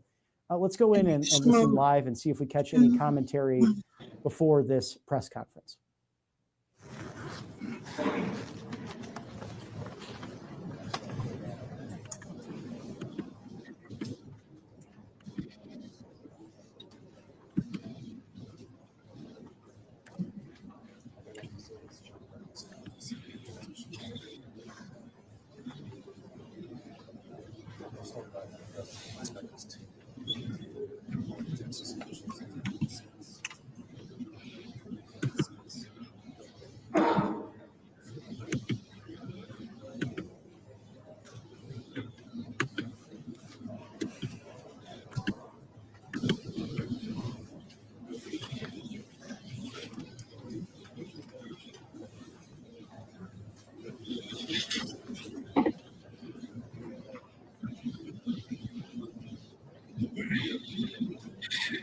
All the first responders, God bless all of them.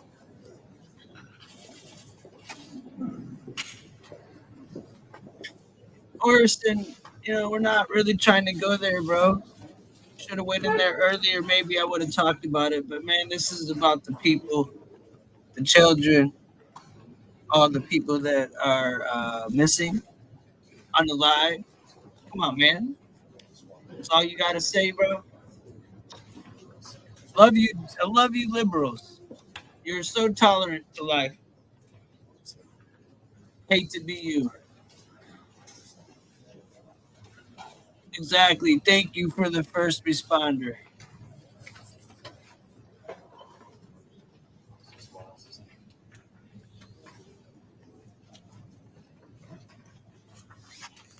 Right, Orson? We got a couple of That's why you can never go say I'm on the left, because of people like you. Like, really, that's why these people got traction, because of people like y'all. I'm just saying. Y'all are normal people. And I love Dude's avatar. You got Hunter S. Thompson on his. That's dope. Hey, thank you. And Susie Wiles walking out there, the chief of staff to President Trump, and the first female chief of staff who has held that position. As we look on, we are Texas strong today. President Trump and First Lady Melania Trump visiting Kerrville, Texas, where those horrible storms took place 1 week ago, and so many lives changed forever. And it's something where it did not, I guess, hit my inner circle, but I know of many people that it did, and they have to live with this the rest of their lives, especially the loss of young children. I cannot imagine with young members, even in my own family. They bring so much joy to us on a daily basis, and our thoughts and prayers are with the parents, especially in this moment, to deal with something so tragic. But President Trump on the ground there with First Lady Melania Trump surveying the damage, and the countless congressmen, cabinet officials as well. We had Congressman Wesley Hunt, Brandon Gill, also Ronnie Jackson that we're seeing right behind where that line of lawmakers and officials are, including Brooke Rollins at USDA and Kelly Loeffler, the former senator from Georgia, who was the small business administrator.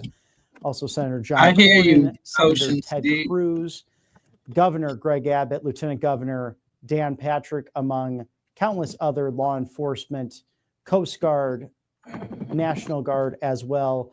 I'm sure people who are sleep deprived from this experience over the course of the last week, and looking at everything that needs to be done in order to make sure this doesn't happen again. And sometimes you simply cannot prevent a natural disaster from happening. But we have certain technologies now that can enable alerts, and I'm sure they'll be reviewing all of this right now as the storm hit in the middle of the night and only took roughly 30 minutes to hit over 32 feet of water. Cataclysmic. And these very low soil areas. And if you saw any of the terrain, been watching our broadcast from the beginning today, President Trump going from one location to the next, Marine One landing on a wide open stretch of road there with the suburban caravan and the anti-drone technology attached to those vehicles. You can see the mountainous region. Let's toss it now live to the President and First Lady. Here we are finally. No?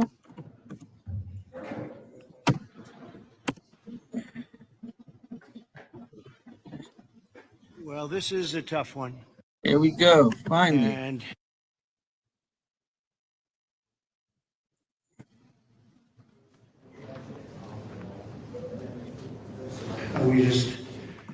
I will not tolerate any hate in this chat, arson, or anybody the trying area. to It's hard to comment believe the like that, devastation. bro. Trees But that are 100 years old just ripped out of the ground.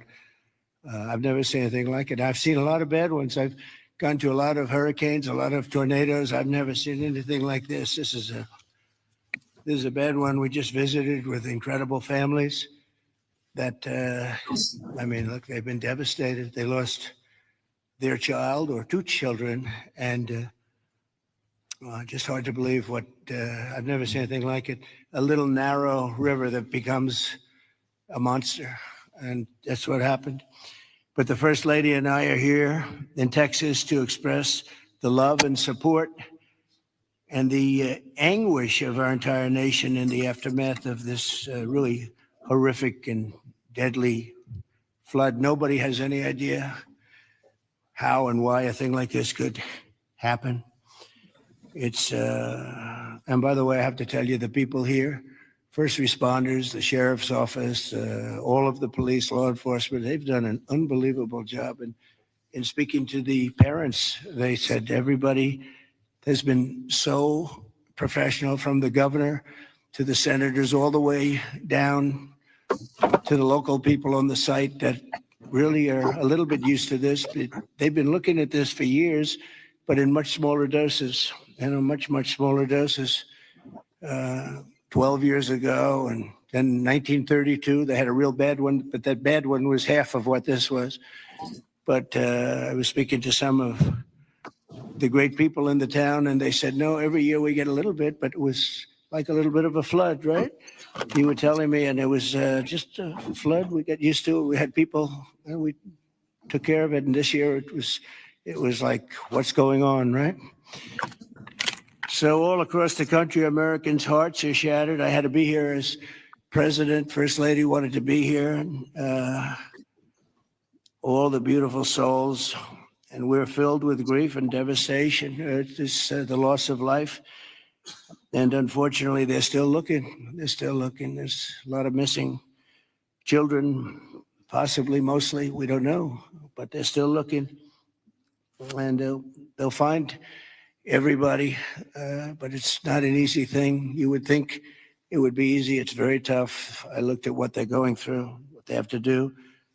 But dozens and dozens of precious children taken from us with such, I looked at the pictures of almost all of them, and it's terrible. Following a torrential downpour, the worst that anyone's ever seen, Guadalupe River rose 26 feet in less than 45 minutes. And I've even heard it went well over 30 feet. There's one story that one person said it had to be 60 feet at one moment. This is like a giant, giant wave in the Pacific Ocean that the best surfers in the world would be afraid to surf. And it unleashed a catastrophic flooding as most residents were asleep in their beds. A very dark evening. The waters claimed at least 135, 140 lives. They're getting that count, but the count that they don't have is how many are still missing. But a lot of lives, a lot of young angels. At the girls' Christian summer camp, known as Camp Mystic, a legendary camp, a camp that people would want to go to from all over the country. People, parents, they come and they would stay with their children. They'd stay in other cabins just to be with their children, but a legendary place. They were there because they loved God.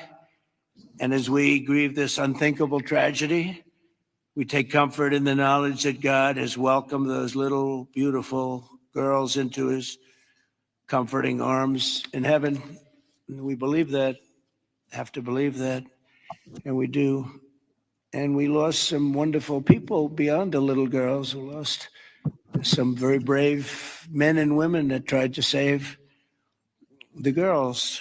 As our nation, we mourn for every single life that was swept away in the flood, and we pray for the families that are left behind. It's amazing the incredible spirit from those families. I don't know. I don't even know how they do it.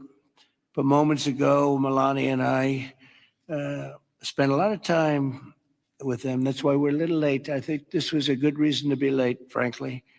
And we just gave our warmest condolences. But you say to yourself, you know, how do you give condolences? How do you do that to a young person that 3 days ago was here, 4 days ago was here and vibrant, and now is no longer here? The search for the missing continues. The people that are doing it are unbelievable people, that you couldn't get better people than this anywhere, Christy, right? Anywhere in the world, you couldn't get better people. And they're doing the job like I don't think anybody else could, frankly. And I want to thank them. I want to thank all of these great first responders who raced into very grave danger. We have some people that were incredible. The single Coast Guard rescue crew saved an incredible 169 children at Camp Mystic, 169. And the camp staff was also incredibly courageous. Are those Coast Guard people around here someplace? Because I hear some incredible people. And I actually, Scott Ruskin, is he around?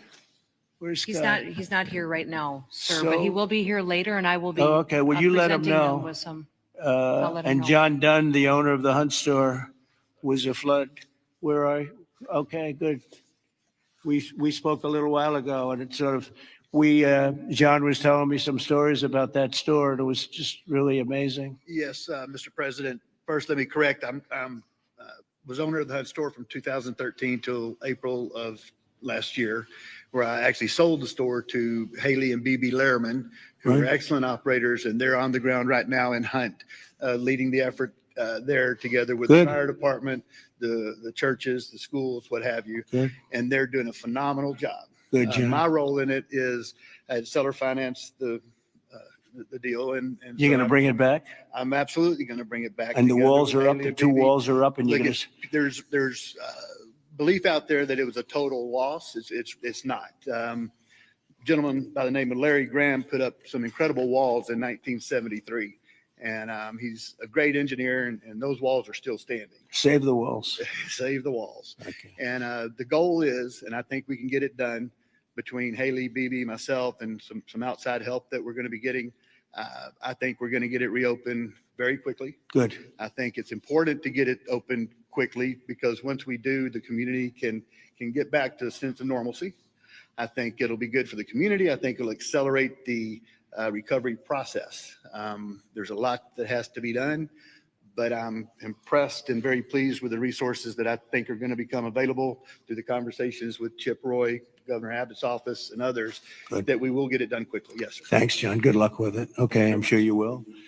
The search for the missing is continuing, as you know, and today I especially want to thank all of these incredible people from the Coast Guard, and you'll give my regards in particular to some of the people we mentioned. Every American should be inspired by what's taken place during this short period of time, and I want to thank Governor Abbott.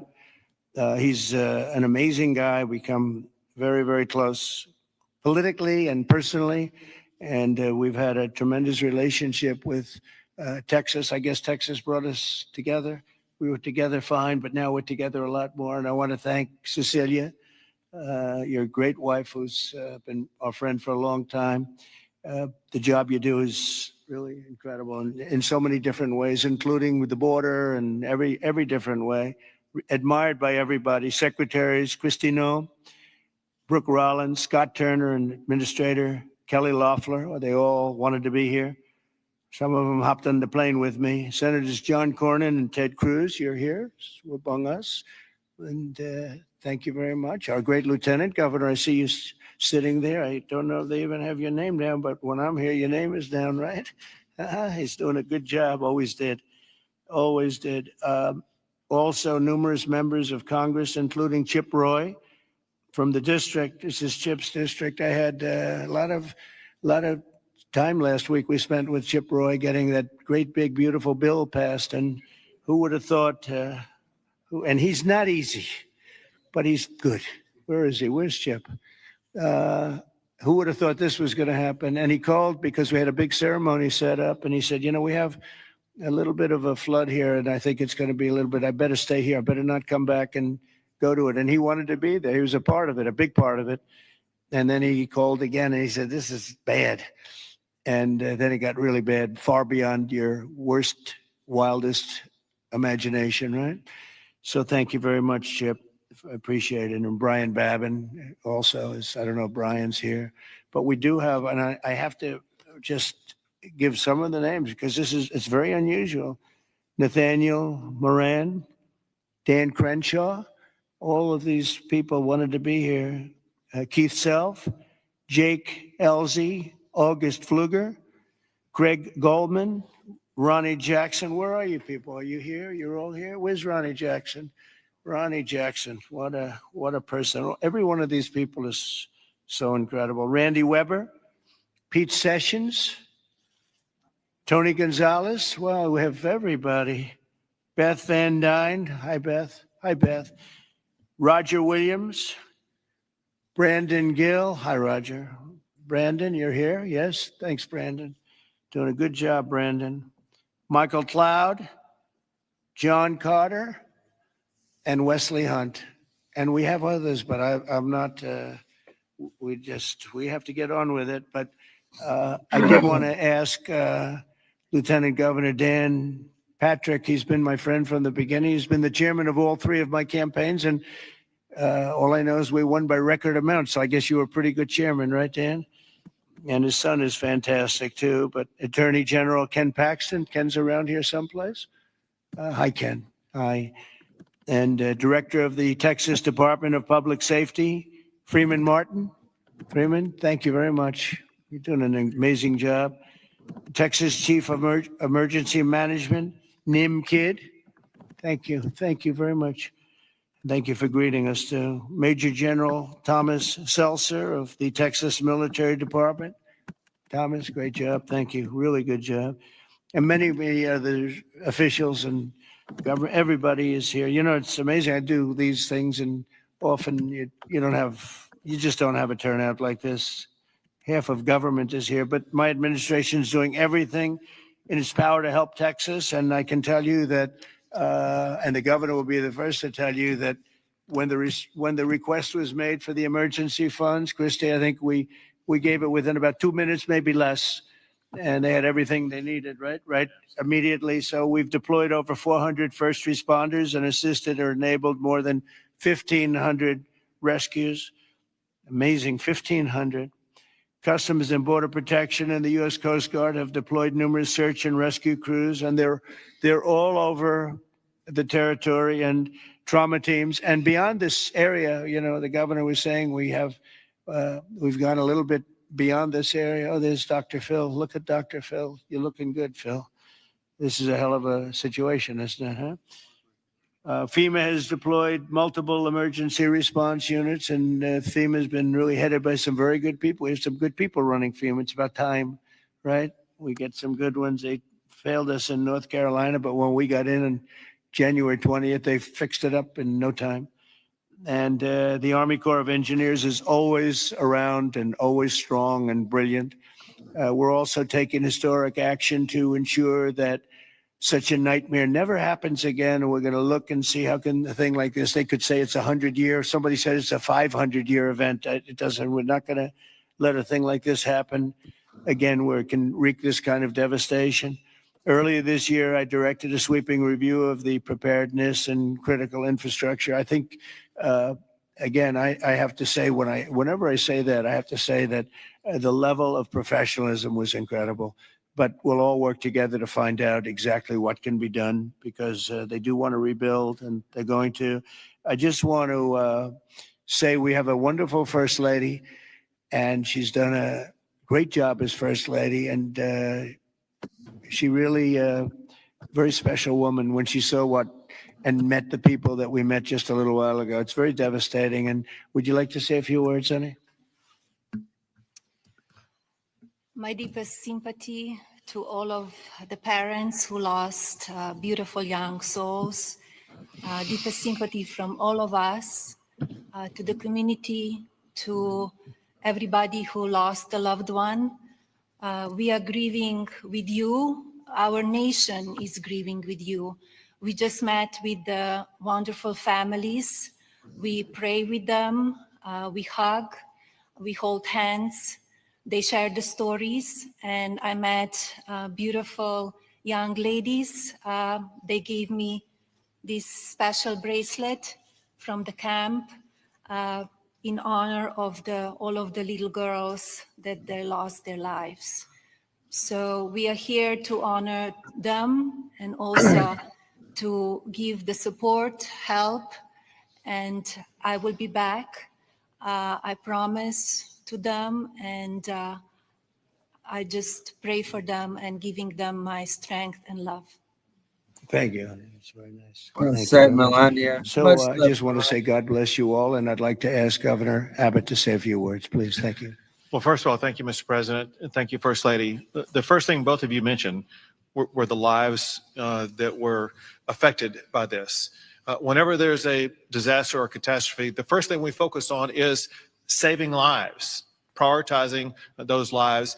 Every minute, every hour counts. And that's what Chief Nim Kidd focused on, what the local officials focused on, what the state focused on, but also what your administration did.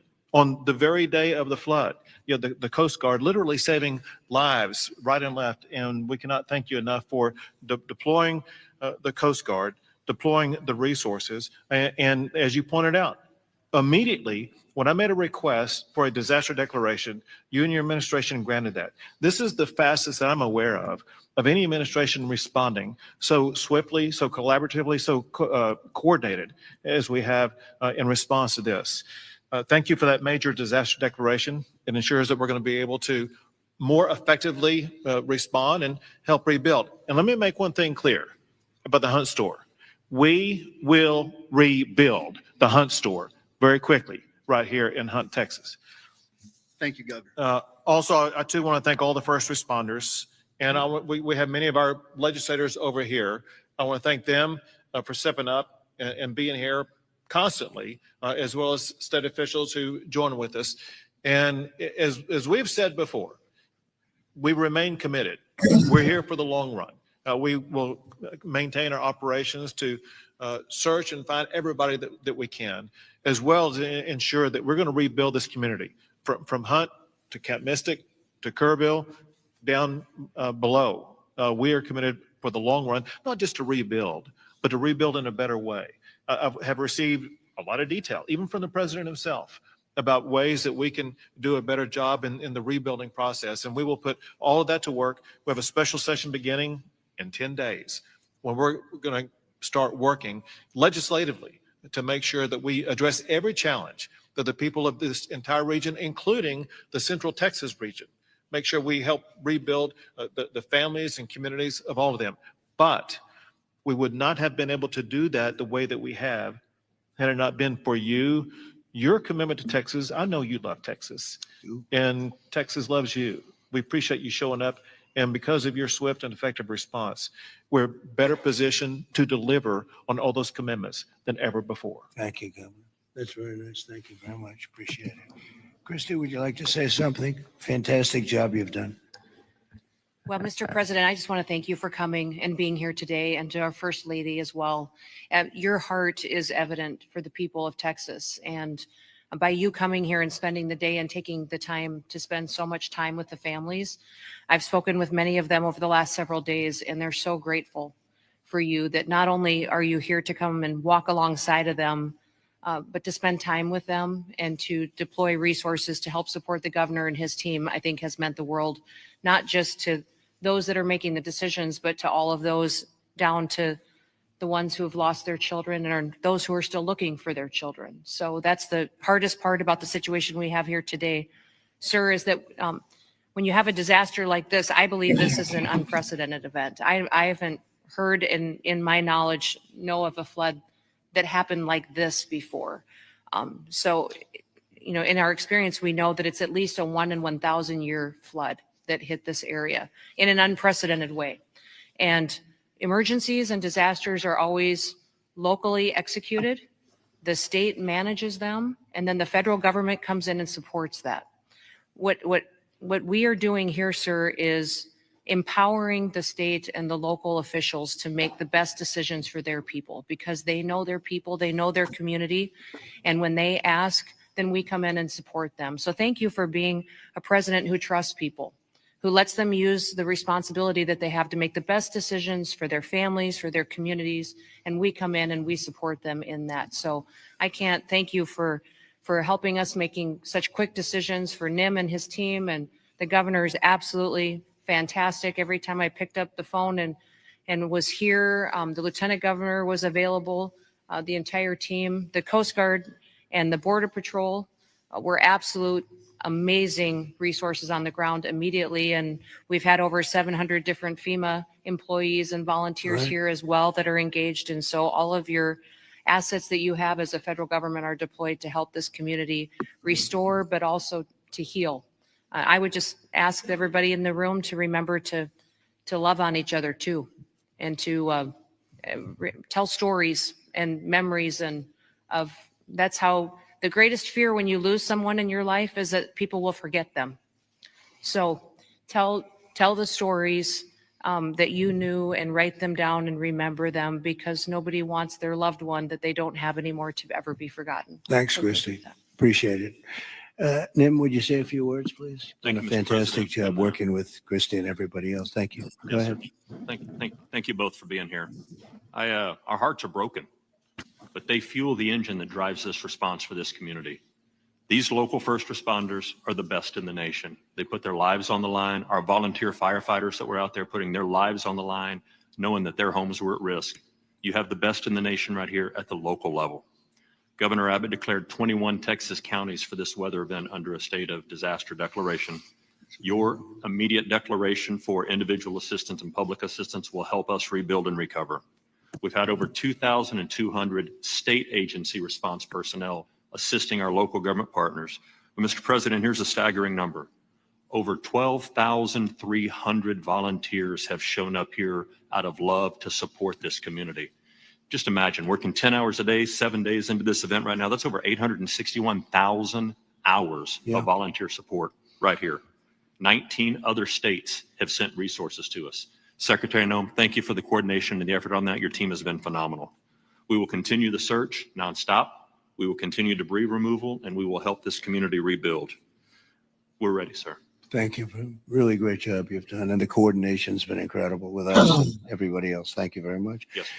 Dr. Phil, I see you sitting there, and this might be a time for you to give us some of your words of wisdom, if you would. Thank you. Well, thank you. I've talked to families and survivors, parents and grandparents, and the truth is we know psychologically that the number one stressor that we can experience in life is the loss of a child. And the worst situation that we can experience that is when it's sudden and when it's violent. That's the worst thing that can happen stress-wise in life. And, it's people say, well, you get over it in time. You will. The truth is, you never get over it. You get through it. And one of the things Secretary Noem was just talking about, no truer words could be said, that it's cathartic to talk about this. And there's a collective consciousness in these communities down here. This is my country here. Texas is home for me. And there's a collective consciousness here. And everybody in these communities suffered this loss at some level. And so everybody shares that. And so everybody shares the healing. And that will come through here. Everybody will rally together. And this is about faith, and it's about family, and it's about it's truly about community. And it says Texas Strong on the front of the desk that you're sitting at, and that's true, because people will come together. And we need to realize that giving this a voice, and if you see someone in the store, everybody wonders, do I say something to them? I know they lost a child or a grandchild. Do I bring it up, or because they look like they're doing okay? The answer to that question is an unambiguous yes. You don't ever let them think you've moved on from it. It's okay to go and say, hey, look, I know about the loss. I share that with you, and I love you. And we won't forget this, because these bright lights will go away. Another headline will come along, and people move on. Let them know we don't forget. We don't forget the loss. It will never go away, and we remember it. And these first responders down here, men and women that were diving into those waters. I've talked to a woman whose husband was standing on the bank of the river yelling to a father, throw me your baby, throw me your baby, let me help you. This is crazy. Mr. President, there is a depth of root and caring here like you just can't believe until you see it. And everybody here knows that. And it's so inspiring for you and the First Lady to come here and share this and see the fiber of these communities. That's why they rally around you and everything that you stand for here, from the border to the disasters. And it's not just a photo op for you to be here. People see your heart and believe in what you stand for. And God bless you for coming here and doing this. It means a lot. God bless you. Thank you. That was really beautiful. I'm glad I asked him to say a few words, Dan. Do you want to say a couple of words, Dan? Please, Lieutenant Governor. We spoke the morning immediately. You and I talked the very next morning, and he was right there. First of all, Mr. President, First Lady, a long time ago, I asked a pastor when I was going to see a hospital, person in the hospital who didn't have long to live. And I said, what do I say? And they said, don't worry about what you say, just be there. So you and Madam First Lady, the two of you being here sends a message. It paints a picture that words can't express, and it gives them hope. And the people of this community have become a family. I didn't know the mayor last week. I wish I didn't know him today under these circumstances. But we've become a family around this room, and it starts with you at the top, down to the governor, down to the statewides, down to the secretary. I mean, Christy Nome coming in, she called Saturday morning and said, the president wants me to be there today. And she came. And so that message is so important. Two things will get us through: our faith. So the people along this river are not standing on the rock of the bank of the river. They're standing on the rock of their faith. And that will get them through the struggles that you talk about. But you and the federal government will help us get through everything, all the debris that has to be taken, all the rebuilding. And I know we can count on you. So from the bottom of my heart, on behalf of all of these families, thank you for being here. You just can't measure how much it means to them. Thank you very much, David. Great job. Appreciate it. Do you want to take a couple of questions, Governor? Would you want to do that? Do you want to? Sure. Is the press going to be respectful of this event, this horrible event, this horrible tragedy? Please, yes. Go ahead, please. Marissa here with CBS News Texas. Where are the kids? Where are the kids? Obviously upset because they say that those warnings, those alerts didn't go out in time, and they also say that people could have been saved. What do you say to those families? Well, I think everyone did an incredible job under the circumstances. This was, I guess Christy said, a 1 in 500, 1 in 1,000 years. And I just have admiration for the job that everybody did. There was just admiration. Only a bad person would ask a question like that, to be honest with you. I don't know who you are, but only a very evil person would ask a question like that. I think this has been heroism. This has been incredible, really, the job you've all done. It's easy to sit back and say, oh, what could have happened here or there, maybe we could have done something differently. This was a thing that has never happened before. And nobody's ever seen anything. I've never seen anything like this. I've gone to some real bad ones. I've never seen anything like this. So I admire you, and I consider you heroes and heroine. And I think you've done an amazing job. Brian, go ahead, please. Thank you, Mr. President. If I could ask you, who was the first person to contact you to notify you that this tragedy was unfolding? Probably Christy, but I was notified by a lot, and Chip called also. Chip was here he thought it was going to be a little flood. He was going to miss the signing. Big, beautiful bill.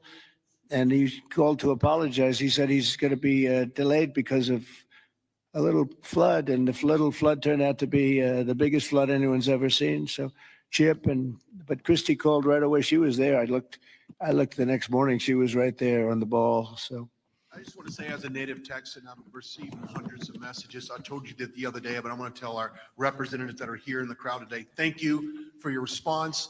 This is Texas Strong. President Trump, this is America First policy in terms to responding to a tragedy like this. Thank you on behalf of Texas as well. Thank you very much. Well, that's a nice reporter. That's a nice question. But I like his statement even better. Thank you very much, Brian. That's very nice. Yeah, please, go ahead. Great to see you, President Trump. Thank you. Thank you, First Lady Melania, for being here. I'm born and raised in Texas, and there's not a person in our state who hasn't been impacted by this tragedy. But what's been so disheartening recently are these ghouls on the left, like Jasmine Crockett and the left-wing media, who want to point fingers and play partisan games and fundraise off of this crisis. And what I love about Texas is we come together in a crisis across party lines, ideological lines. So what is your message, and maybe Governor Abbott as well, to these folks on the left who are using this to gain partisan points in viral videos? Well, I'll start off by just saying, they've lost their confidence. They've had a tremendous run of bad talent. I don't say bad luck, I say bad talent. And all they want to do is criticize. And I hope we can someday be bipartisan, but all they like to do is criticize. And this way, they're getting just absolutely clobbered because everyone sees what an incredible job the governor did. Everybody in this room, everybody at this table in particular, but everybody in this room did an incredible job. And the public knows it. The public's wise to it. They have their soundbite. They send out a soundbite, and it's supposed to be, you're supposed to say that. And if you don't say that, they throw you out of the party. No, they've lost. Honestly, they've lost their confidence. I see some of the people they're putting forward, and those people will only ruin our nation. Our nation, a year ago, was dead, and it was going down, but it was dead. And now we have the most successful nation anywhere in the world. You take a look. I was with the King of Saudi Arabia. I was with the leaders of the world recently at NATO. Every one of them said the same thing. They said, you know, it's the most amazing thing I've ever seen. Your nation was dead 1 year ago, and now you have the hottest nation. It's the hottest nation, hottest in quotes.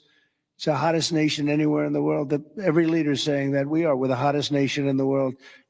We've all gotten together. We've done a great job. This state has been unbelievable. I work so well with the governor and with your senators and with everybody in this state. We get it done. We've had some pretty big problems here with the floods and all the different things that we've worked out, and we respond very quickly, and they respond very quickly, and they spend their money wisely. You know, we give them a lot of money, but they spend it wisely. I can't say that's true always. Sometimes we give money and they don't spend it so wisely. They spend it very, very foolishly. So, Governor, do you want to say a few words? Sure. One thing that you pointed out that we all know about Texans is part of our bloodstream, and that is we're Texas tough. We're made for challenges. I read a piece the other day. I'll just quote one line from, and that is, when the rivers rise, so do we, and we rise to the occasion. And the way that we do that is by everybody working together. We are one team united. We are Texans, and fighting as Texans, we're going to rebuild not just Kerrville or Hunt or Kerr County, but across the entire state, across regions. We're going to come together and fight together and ensure that we elevate even better, keeping foremost in mind exactly what Dr. Phil was talking about. As we rebuild, we've got to constantly comfort the families of those who have suffered a loss. Those two things combined, and we will be our quintessential selves, and that is Texas tough, Texas resilient. Thank you very much. Go ahead, sir. Mr. President, first the of all, blue shirt. thank you for right over here. Go ahead. I'll wait for Chip. He's my representative. I'll wait for him. Mr. President, if I could just jump in and just say one thing, which is I can't thank you enough. When I called you on Friday, you said whatever you need. When I called the secretary's office, she called me within 15 minutes and said whatever you need, and then she came here this weekend. I've never seen such a quick response and such a focus on delivering for the people. But importantly, I want to thank all of my colleagues in the House sitting right over there. Every single one of them called me personally. Every single one of them reached out to this team that the governor was just talking about, the team effort to deliver for the people of Texas. They're here now, not here to microphone. They're here just to be here because they believe in this state and they believe in what you're doing as the president, and they believe in what the governor's doing.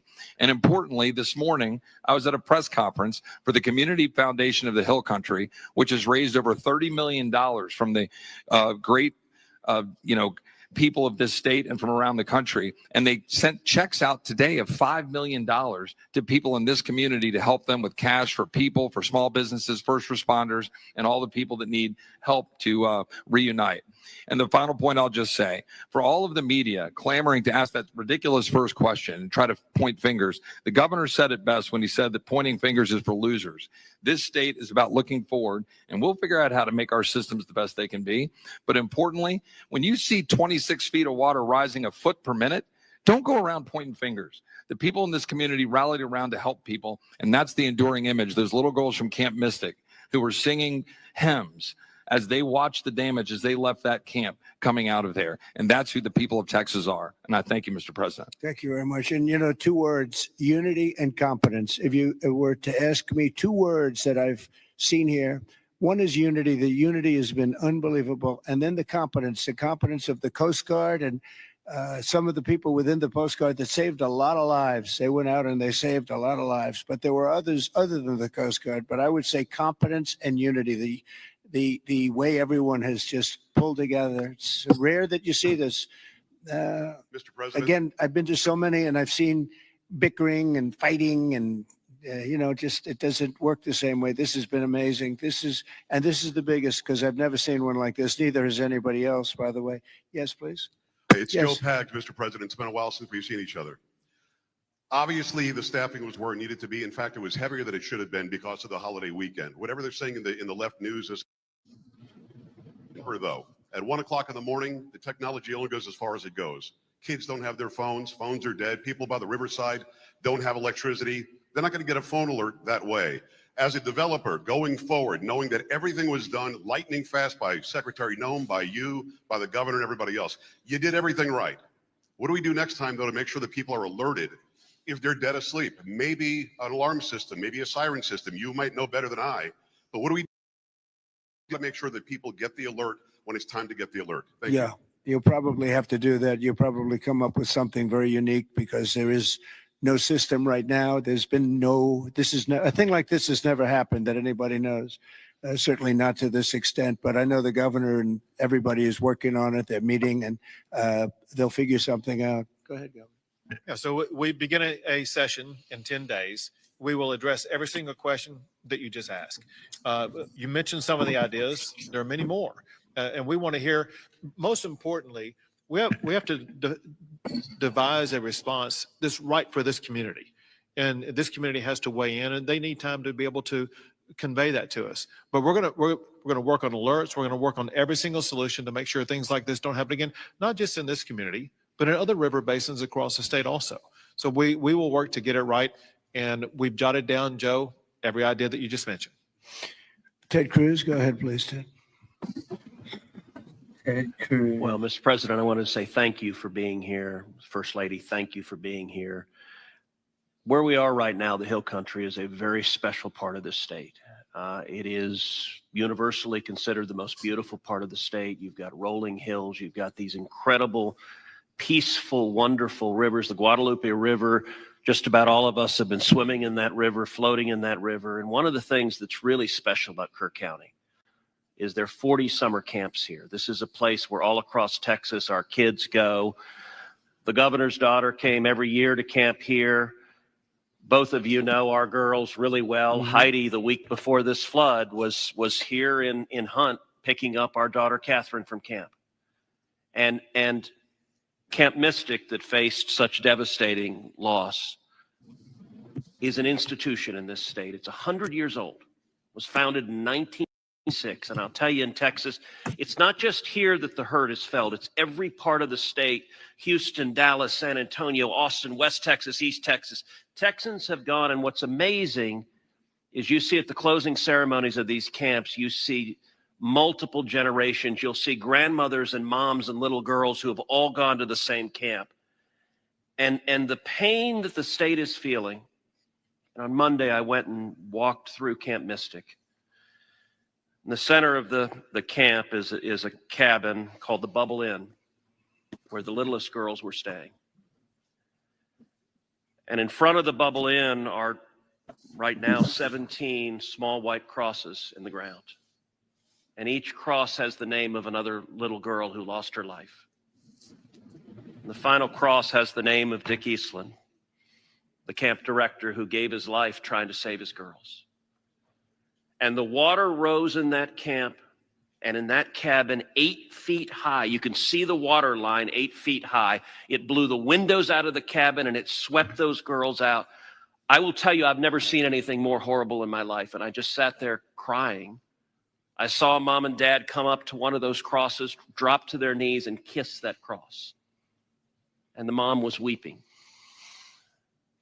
I also want to tell you, and you said this, you talked about unity.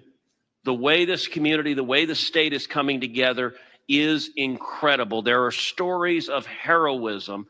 I met a mom and dad who had a 14-year-old boy at Camp La Junta, a boys' camp. Their 14-year-old son was awakened at 3 a.m. The water was rising. The counselor said, "Let's go save the little boys." And they went down to the 7, 8, 9-year-old boys and pulled them out of their camps through the crashing water. And this mom and dad were crying. Now their son survived. And I said, "Look, your son will always have this trauma. You will always have this trauma. But at the same time, your son will always know when he was 14 years old that there are little boys, and one day there are men who are alive because he had the courage as a 14-year-old to risk his life to save them." And so we are grateful you're here. And I will say something Chip referenced is very true. There's a video of a school bus full of campers from Mystic after this crisis, riding past the devastation, and they are singing Christian hymns. And I promise you, there's not a person here who can watch that video and not weep. Tears of sorrow, but also tears of joy. So we are grateful for the response, Governor, the first responders, everyone who's come together, and to all the moms and dads, just know we love you. The agony, my street at home, every house has a green ribbon around it for the girls at Mystic. And that's true in a lot of streets all throughout Texas. And we will come through this one way or the other. I'll tell you, the Hunt store right now, the sign says Hunt store, except today it doesn't. It says Hunt Strong. They redid the sign. That's the spirit of who we are. Thank you, Ted, very Mr. much. President? Well, yes, please. I wanted to respond just to something that Joe Pag said and the governor. The speaker and I announced yesterday that we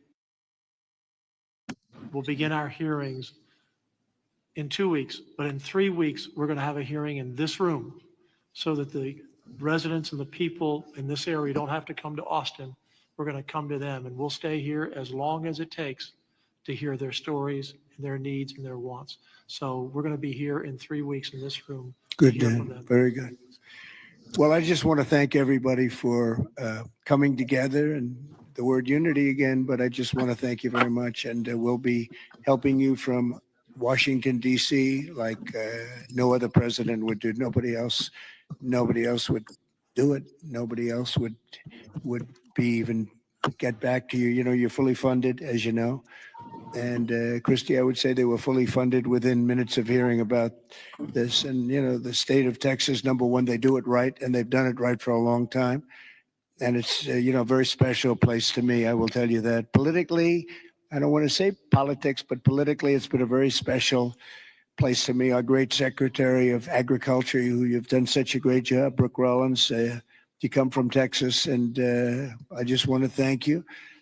She even got the cost of eggs right down. You know, they hit me with that one, and she got them down so quickly, nobody knew what. By Easter, everybody was having eggs at a lower price than they ever thought possible. But you've done a fantastic job. But it's just been it's been a very special state to me, and it's my honor. And we will continue to work together. And well, it's a bad situation, and you can never say, oh, it's going to be bigger, better, stronger. You know, it's just so many lives have been lost. You can't say that, but we're going to make it. We're going to make it back. We're going to make it back, and we're going to make it good again. And everybody wants to do it. And I just want to thank you, and I want to congratulate you. You guys have been unbelievable. Thank you for your words before. It was unbelievable. The job you've done, Kim, everybody, every single one of you. So you should be very proud, and we're very proud of you. Thank you all very much for doing such a good job. Thank you very much.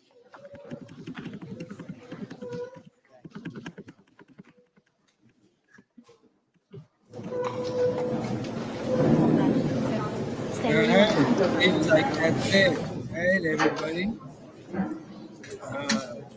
Like I said before, prayers goes out to all the people that are missing or that are dealing with people that are missing, and you know, thoughts and prayers. It's still going on as we speak. Thanks everybody for joining in, and I don't know what else there really is to say about this.